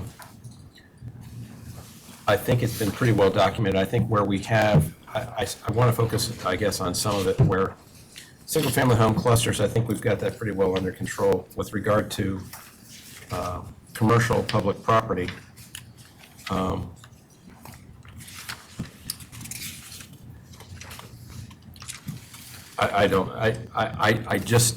sensing that we're being taken advantage of sometimes. I think the best example I can give is North Reston, or I forget what it's called now. They've given it an official name. Cameron Green. Cameron something, yeah. But the developer, and in this instance, the county, or not the developer, but the owner's ability to massage the data for open space, saying that anything, for instance, a median strip with trees is considered tree cover, or or lining trees, replacing trees, mature trees with insignificant ones that will eventually, I agree, become mature trees. I just think, and I didn't come up with a solution, and this is going to work a little further on it. I just feel like we're being taken advantage there. The people can play with the data and come back and say, look, we gave you 45% tree coverage. And I look at that and say, no, you gave us 25%. And then you're going to replant the other 15 to 20%. To me, that's not the standards I think we thought about. I don't think that kind of abuse takes place with our single-family homes or clusters per se. So I think we're pretty good there. So I was going to start focusing my time and attention on the commercial. Okay, I just had one question on that, on the residential part. I mean, we run into this a lot too. What constitutes a good reason to remove a tree? And we've heard it all, some people being terrified of a tree because it's going to fall on the house. When you buy a wooded lot, That's a good you want to point. cut the trees down, because that one just scares me to death. That's in our guideline. I mean, that's what's tricky. It says damage to property right there. Potential endangerment of people or property. It's right there in our guideline. So that's why people bring it up to us. And that's why I don't get why the heck I'm looking at it, It's because too I don't close to know. my house. I'm not a tree Or it's expert. dropping stuff on my car in the parking lot. I mean, if we need to spell some of this out, or just say, don't come to us with this, or, I mean, how much of what are we trying to protect by saving trees? And if a tree is scaring you, is that a good enough reason to cut it down? Well, I think we need to adjust the reasons for removal section. That's why I'm asking the question. Yeah. I personally am not a tree expert, and I personally don't get why I'm having to review a tree and argue with an arborist, because I have no experience with trees. I have no idea. If you tell me it's declining, sure, it's declining. What am I supposed to say? It looks I like don't think we generally argue with the arborist. all the time. The cluster brings in this bogus report that, these guys are the guys that are going to cut down the trees, and Yeah, they're that's saying, not an arborist. well, it is an arborist. They have the arborist designation, and that's all we require. So that's what I'm saying. That's the biggest thing that I see with trees, is they bring in these applications, and what are we to do? I mean, Not a whole lot. The power we have is to replant. right, exactly. Then that's how I view it. So when people say, "Oh, I want to take down a tree," Fine. you must replant. Yes. And it is a good point. I just didn't know the leeway we had. It is a very good point, because I have seen the arbitrary removal of trees. And there's not a lot that we can do, because they will bring in the quote-unquote arborist. The last example I remember, I think we were all part of it. I mean, I was looking at trees, they were sort of close to the house, but because they were close to the house, the arborist considered that to be unsafe for the dwelling. And to your point, I don't have the wherewithal to say, is that a valid point? I think in my experience, it's a discussion you're having. No, you're not an expert, but you're still reviewing it and you're still having a discussion in the open forum. The owner's hearing it, other people in the room are hearing it, and you're asking them to be very clear about their reasons. And sometimes cracks begin to show. Agreed. And you don't have to take the tree out. I mean, it works both ways. Sometimes it's member-led, sometimes it's the person trying to make money taking trees out. Sure. And they approach the neighbor, they approach the homeowners about that. So, I mean, I've approached it through the years, having the conversation. If there's just a clear something that I have a strong disagreement with, even though I'm not an arborist, and I just can't see any valid reason, I'll still disapprove it. I mean, I got two eyes, I don't need to be an arborist. And depending on what the arborist is saying, there are times where it's just clearly bogus, to use your word. But mostly, we make people replant. Yeah, and I think obviously there's sometimes trees, people, there's what they call, what do they call it? Not a lifeline, but like a tree that just plants itself, a wanderer or whatever. Volunteer. And then people ignore it for 20 years, and all of a sudden it's this giant, house there's a giant tree that really probably shouldn't be there. And then the people request to take it out, and then all of a sudden we're like, well, it's a healthy tree. But are we really there to say no to them when it really shouldn't have been where it ended up, basically? I don't know. So. Anyway, Tony? Just following up on what Neil said, I take issue when a certified expert comes in and gives facts that are uncontroverted. This person is an expert. If they say it's dying, particularly when you're dealing with something where there could be very real liability, in that normally tree falls, act of God, your insurance takes care of it, unless you were on notice that it was in decline and it falls and hurts somebody or something like that. So the only thing I would encourage this board to do is, if you are going to disapprove it based on your own 2 cents, understand the potential liability you may be shifting to RA, because this person is an expert, presumably they're certified, they have their license and all that. Again, no one here is that. So, you could put requirements, I suppose, asking for a second opinion when it's too close, but to flat out, well. He's an arborist. I'm not gonna. Yeah, but he's not. No, It's obviously, when I said what I said, I'm talking about like 1 in 1,000, where it's the way the arborist report's written doesn't say that it's clearly in decline or that it poses a threat. We've had everything come in here. I'm just saying, just because it's in front of you with an arborist stamp on it, you still need to look at what it says. And I agree with that, and I would suggest asking that, defer it. Say we need to talk to your arborist, come in, ask them point blank.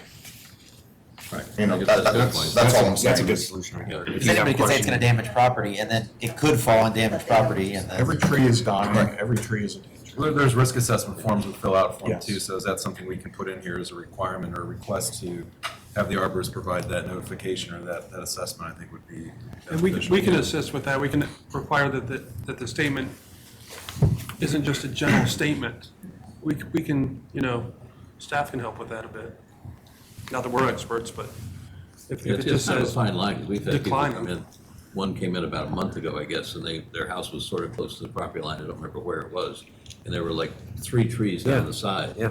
And they were all good, healthy trees, all roughly 2 or 3 feet away from the house. And as I recall, we let them take away the one in the front and the one in the back, but said we got to leave. It was like a 30-inch oak or whatever it was. Yeah, there was a compromise. There was a compromise But between them, well, on one hand, they were saying it's digging up the foundation, the roots are digging up the foundation, Right. but on the other hand, it's a danger, so. What you've got to be careful of is if we make it too hard for them, they're going to cut down the trees and then they're going to come in. And that's not a position we want to get in anyway. That's what my thought is. This is nice to have guidelines on tree removals for those who wish to follow the guidelines on tree removals. I can't tell you how many times I drive down the streets and I'm seeing trees being taken down. And I've even asked them afterwards, did you get approval? No, Yeah. no. And that's where the replanting comes in the legal committee. This board is enforced by the legal committee. One other point I'd like to make is, this board should never feel rushed. If you need the arborist to come in, then I think you are perfectly within your rights to make a motion and say defer it. We're going to require you to bring your arborist in because we don't understand. Their job as the applicant, when they bring an expert, is to educate this board and explain. They need the relief. I mean, does it put us in the position of a high percentage of times, whether it's 70 or 80%, people are professing it's a danger to the house. And it happens so many times if we're handcuffed by fear of liability to say, oh, well, okay, take it down because your arborist says it's a danger. Are we just always going to approve tree removals because we're afraid of liability? The conservative answer is yes and require replanting. That's what I was afraid you were going to say. Yeah, well, Well, then we should have some replant, do we have replanting guidelines in there? we changed the guideline to say the DRB has absolutely no liability. Can we literally took out this car? It was All right, is there anything else? We got to move along here. Is there anything else on Yeah, tree if you- removals? Is there a way to give us an example of how a homeowner can prepare an exhibit, or do you guys as covenants kind of help them out with that request? We push hard for replanting. Like, Yeah, and it's No, on I'm the talking about, like, checklist, for the there's a removal. checklist. Okay, Yeah, well, now there's a how do they checklist. demonstrate the removal? Because we see, and as a professional, I have a hard time putting them together of how to show what trees are being removed. So can we get examples that, what's the best one you've seen, and maybe pass that along to everybody? We do. Okay, You if know, the that's the case, site then. map with the key and the, Okay, that's the that's best my way, I concern. think, to try to show you, but we have 2 or 3 picked out that we do send. Okay, excellent then. I think the visual is the best way for Yeah. people to identify what. Yeah. Generally, I mean, way back in the ancient history of the DRB, when I got on it, everybody on the board always went out to every site. And it's kind of not happening anymore, except for Youngblood over here. He has time. He doesn't do it on his phone. No, yes, but I think it's a really good thing, particularly with the tree removal. Go take a look. Not only just the house addition, how close is it, what's the impact of that, but a tree removal is something. I mean, the photographs, I'm taking down 5 trees, they give you pictures of 5 trees, you don't know where in the world they are they close to the house? That's In the like, back? some clusters will bring in, and there'll be ones that are in the, kind of the forest line, Right. and they'll be like, okay, these are in danger, and there one's disease, I'm like, okay, you're in a forest line, maybe that's okay. But then there was one I remember they wanted to take down, it was like right in between a row of townhouses here and a row of townhouses here, and they're like, well, it's danger to this person's property, and they're really, and we just said, we just can't give you approval for it, because you're not proving Right. that it's there. Exactly. How does staff at this point approach flagging certain applications that absolutely want us to visit the property? Oh, we'll ask for There has a been go-see, and So then we'll give you directions, and we'll arrange it with the homeowner that you're. how often does that happen? Is it, It's usually for some site lighting, it's often for Okay. trees. so just as long as you're still doing that? 'Cause Oh, yeah. I It can doesn't always, happen all the time, I can but always make yeah. time if somebody tells me I have If, to. no, if we tell you to go see, please go see.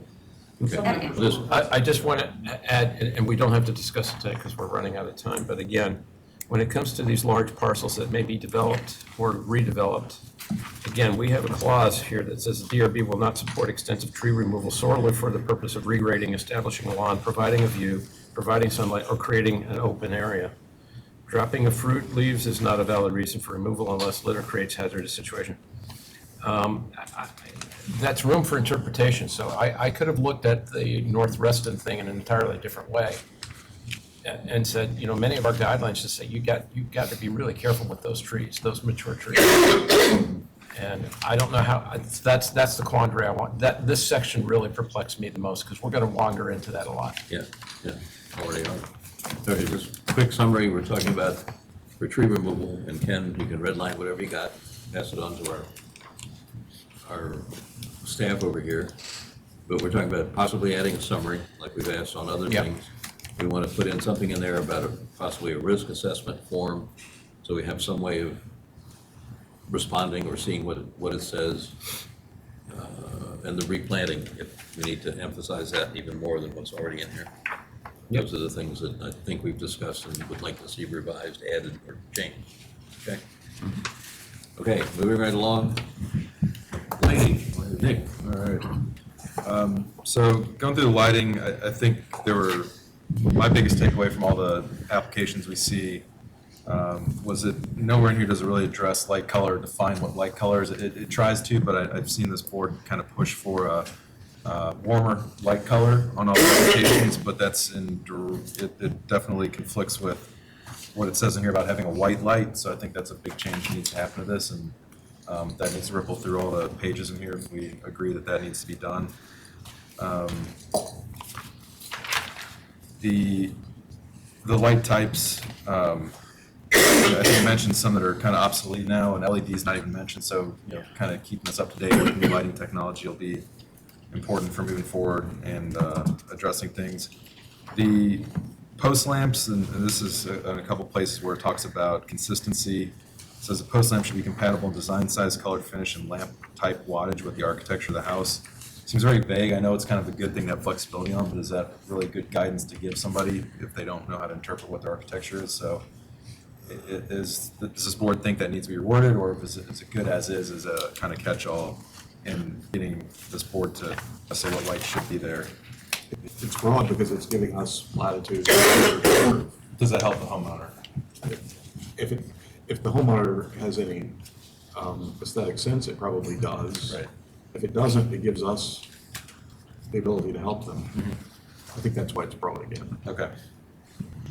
Some of the image examples in here, I don't know if the theme of this is these sketches, which I absolutely love, but I don't know if they're really keeping up with what people expect to see on a how-to. And I don't know if that's a bigger discussion for all the guidelines. Like I said, I love the sketches, but are they too dated now for conveying a message?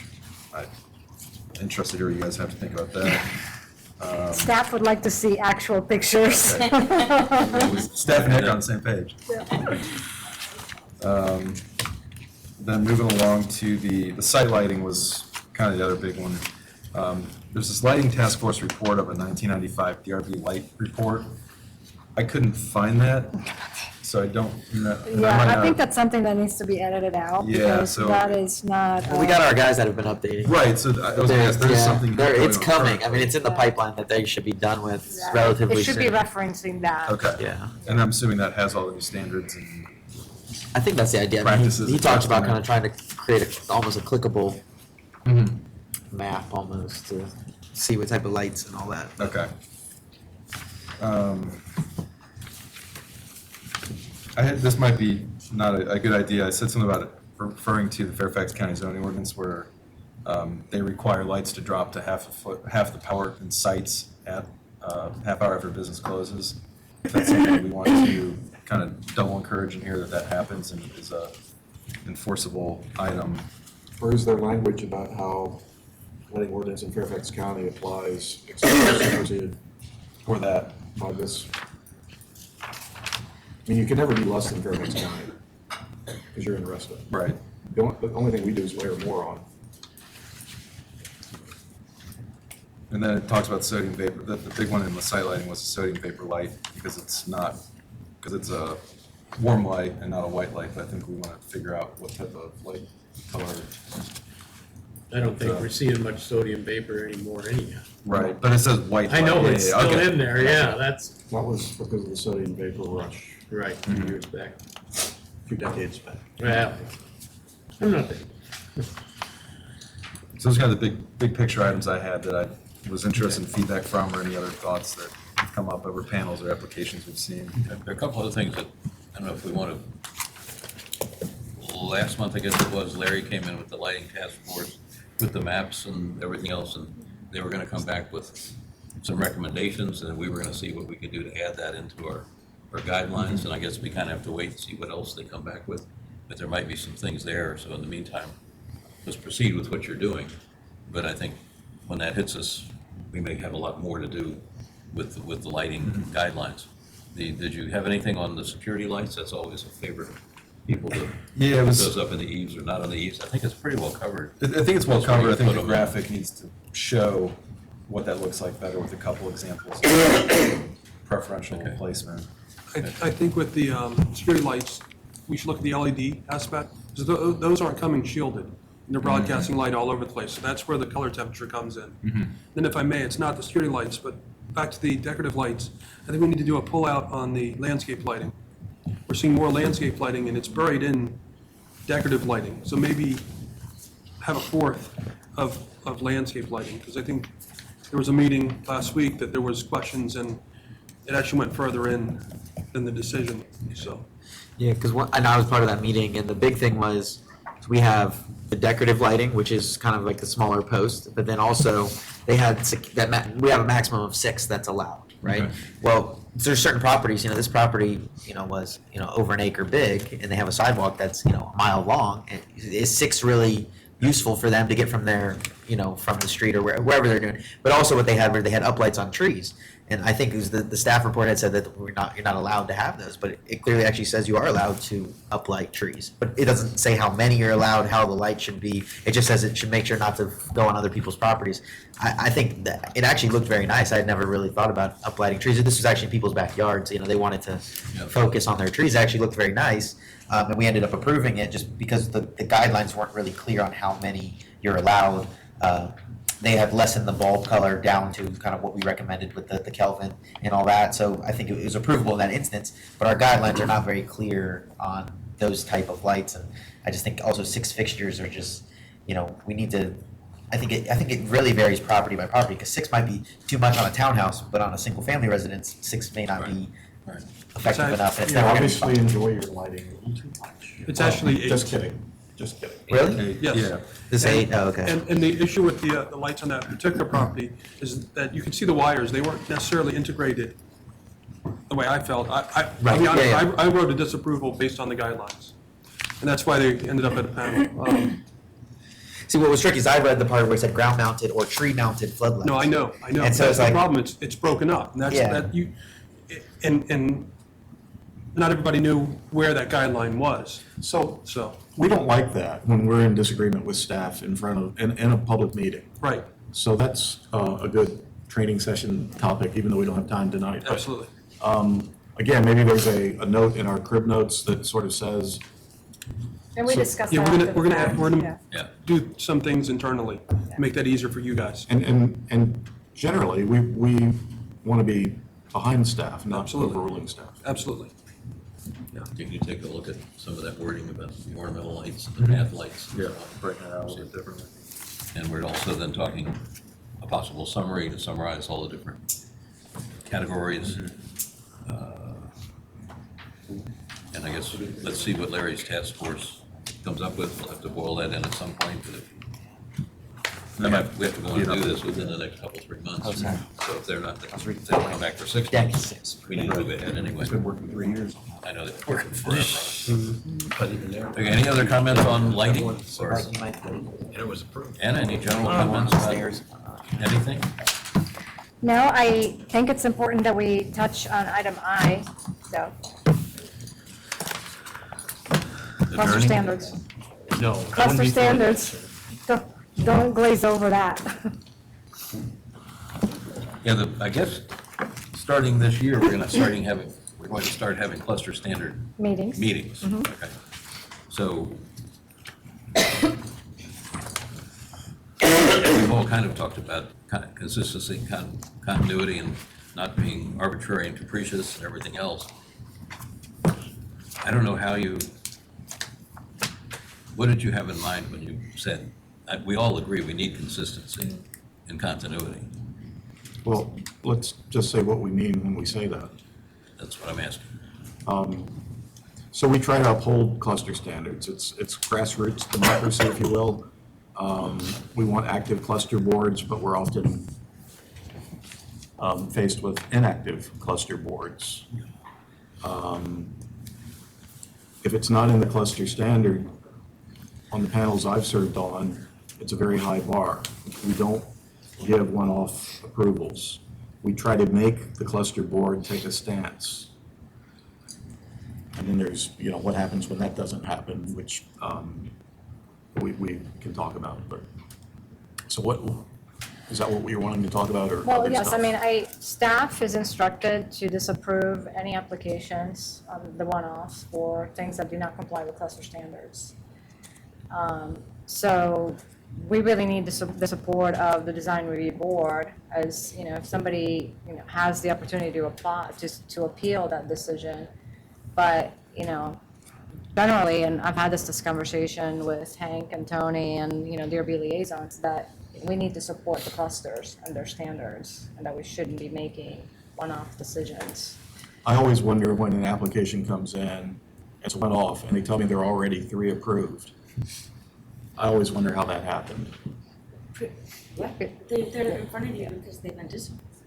No, I'm Well, sorry. no, he's saying there's Down the others in the street next community that have door. been approved. Oh, right, Or they just think Yeah. it was approved. right, they think, Yeah, right. or it was. It's on the It's road. existing. I think what would help on the cluster, when people come in, is that instead of just having a cluster board member sign it, I really think we need and I've asked for these a couple times now, is a statement from the board on how they feel about this, because sometimes it's not as simple as a roof. They want to go with a different roof. Someone might want to do something completely that's unique maybe to their specific location or something. So a specific statement from the board, I think also is pretty critical, because we ran into that window capping at that one cluster, forget the name of it.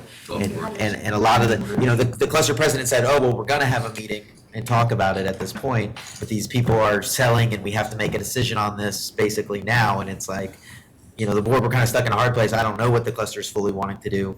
And then we find out the next meeting, another house came in, and then the cluster decided to show up because the board made a decision that they didn't like the first time, and I guess it's getting appealed.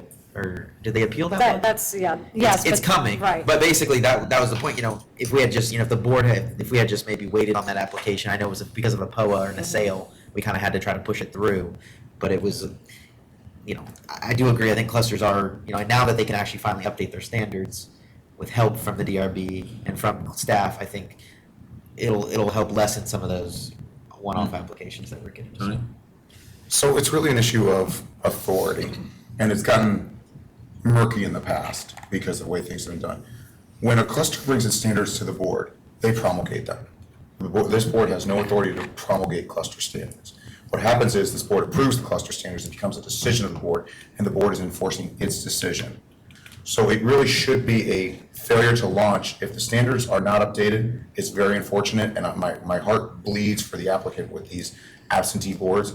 But you gotta vote as my old boss used to say, if you don't like your board, vote the bums out.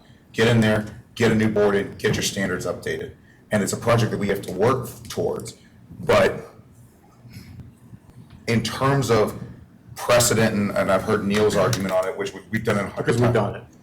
The issue is you did it without authority, and so how does, that kind of murkies the precedent. But because my unlawyerly way of thinking is when nobody's going to challenge it because everybody benefits from it, I don't mind it. There's no litigation risk. Really, very unimaginable litigation risk. And my workaround, though, is if you're going to tell us that the issue is that in the past, when, just like I said earlier, say an application comes for architectural shingles, and we find out that it's actually been approved 3 times, but it's still not the cluster standard, that we have in the past written language in the decision that if the cluster board doesn't appeal this, we are writing the standard for them, that architectural shingles are now acceptable in this cluster. Tony, at Anna's request, just as he's explained just now, we have no authority to do that, even though we've done it. So I would suggest that we somehow at least put a note in the file that these are being regularly approved and there's an inactive cluster response, so that, yes, the standard is still plain 3-tab shingles, but that panels know that this is okay at this point being approved. I just don't like the unknowing aspect of panels having to constantly go through. It doesn't solve the paperwork. What I liked about going ahead and writing the standard for them is they don't have to come in anymore. It's now part of their standards. How do you ever get, like you said, it's not that the bums need to be voted out. The cluster is full of people that don't want to spend their time doing cluster stuff. It's hard to find members. Yeah, so. They get disapproved enough, someone's gonna step up. Well, I don't think that's the way to go either. If you have an inactive cluster board and something is clearly, I've spent a fair number of years disapproving architectural shingles, but at this point, I'm kind of like, I agree. It's so standard in the industry. Nobody does 3-tab shingles anymore. The warranty comparisons are no comparison, and the look is generally better regardless of the original architecture. But if the cluster board's not active, we continue to have to go through these applications. So basically you're saying there's no answer, no legal answer. Well, I still like doing what we did. I think Well, it's funny because there's the flip side of it. There's a cluster that only wants 3-tab shingle, and I tried to educate them and say, you're going to be fighting a fight that's not worth the fight, especially since they have black roofs. If that's, Just- to me, There's no to variation. me, that's what you want, though. Yeah. Cluster board standing up for what it has, no matter what you think. And I wouldn't be approving that. I'd be upholding the cluster standard. There's nothing easier that we do in terms of thought and frustration than upholding an existing cluster standard. That's an easy, anytime something comes in front of us that doesn't comply with cluster standards. My concern is the precedent that it sets. Let's say you have a really aggressive cluster, and I'm a homeowner, and I decide, and I got more money to spend, and I can hire as many lawyers as I want. Now I start making arguments saying, well, in the past, the DRB has approved things that weren't part of the cluster standard, and let's go through the whole thing. So the DRB's done it here, now approve it for me. What is your basis for not approving it for now? And so now you're putting it in the hands of a judge who's looking at this saying, okay, why is this different? Or worse yet, a jury. That's my concern. And in terms of a solution, I think we're on the right path with having these cluster standards, and I think it really comes back to education and outreach, getting out to these absentee memberships and saying, guys, your standards haven't been updated since 1968, whenever the cluster was. We really need to do this, and we'll work with you. There's been speculation about having cluster workshops. Come on in, guys. We'll tell you how this thing works, and we'll tell you what you need. Then you can meet with staff, and we can tell you what you need to do. I like that as a better solution. I also like Neil's solution, which is note the file. If the board is going to act against my concerns, which you're a sovereign board, as a client, you do as you wish. At least note the file so that, down the road, you can see why you did this, and have some sort of paper trail to defend when you do get, and it'll happen, it may not have happened before, you will get a rich litigation happy guy that just they want to do it their way, and they don't care. And it'll be nice to have that paper trail to try to defend your decisions. And we help with that too, because we give a history. We're doing the history now. That's something that's changed since I started 7 years ago. We're giving you background of what's been approved in the cluster, in this location, and at what level, and what date, and sometimes we're actually including the decision. So you might be able to infer why it was approved. So we're trying. We appreciate that. Well, and sometimes an applicant might come to the panel meeting saying there's these 3 others that have what I have or what I want to do, and those may not be approved, items. So staff will give you the information on what others might have been approved or not approved, but the applicant might be coming forth with some others comparable, but they did not obtain approval. So just because they're listing what's there doesn't mean that they've reached approval. So one other thing on cluster standards as we finish is in terms of things that I find difficult or that come up again and again. The active cluster board that wants to come in and essentially get rid of standards by making everything acceptable.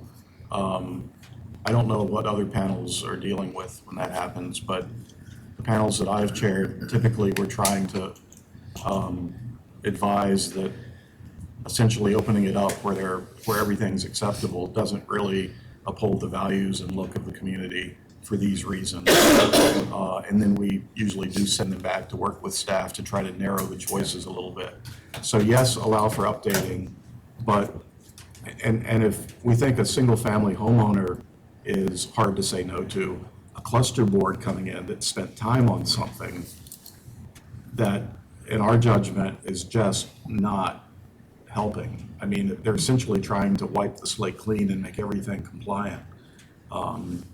So those are things that I would just encourage us to continue to be conversational in the meetings on and help the clusters get back on a more standard path.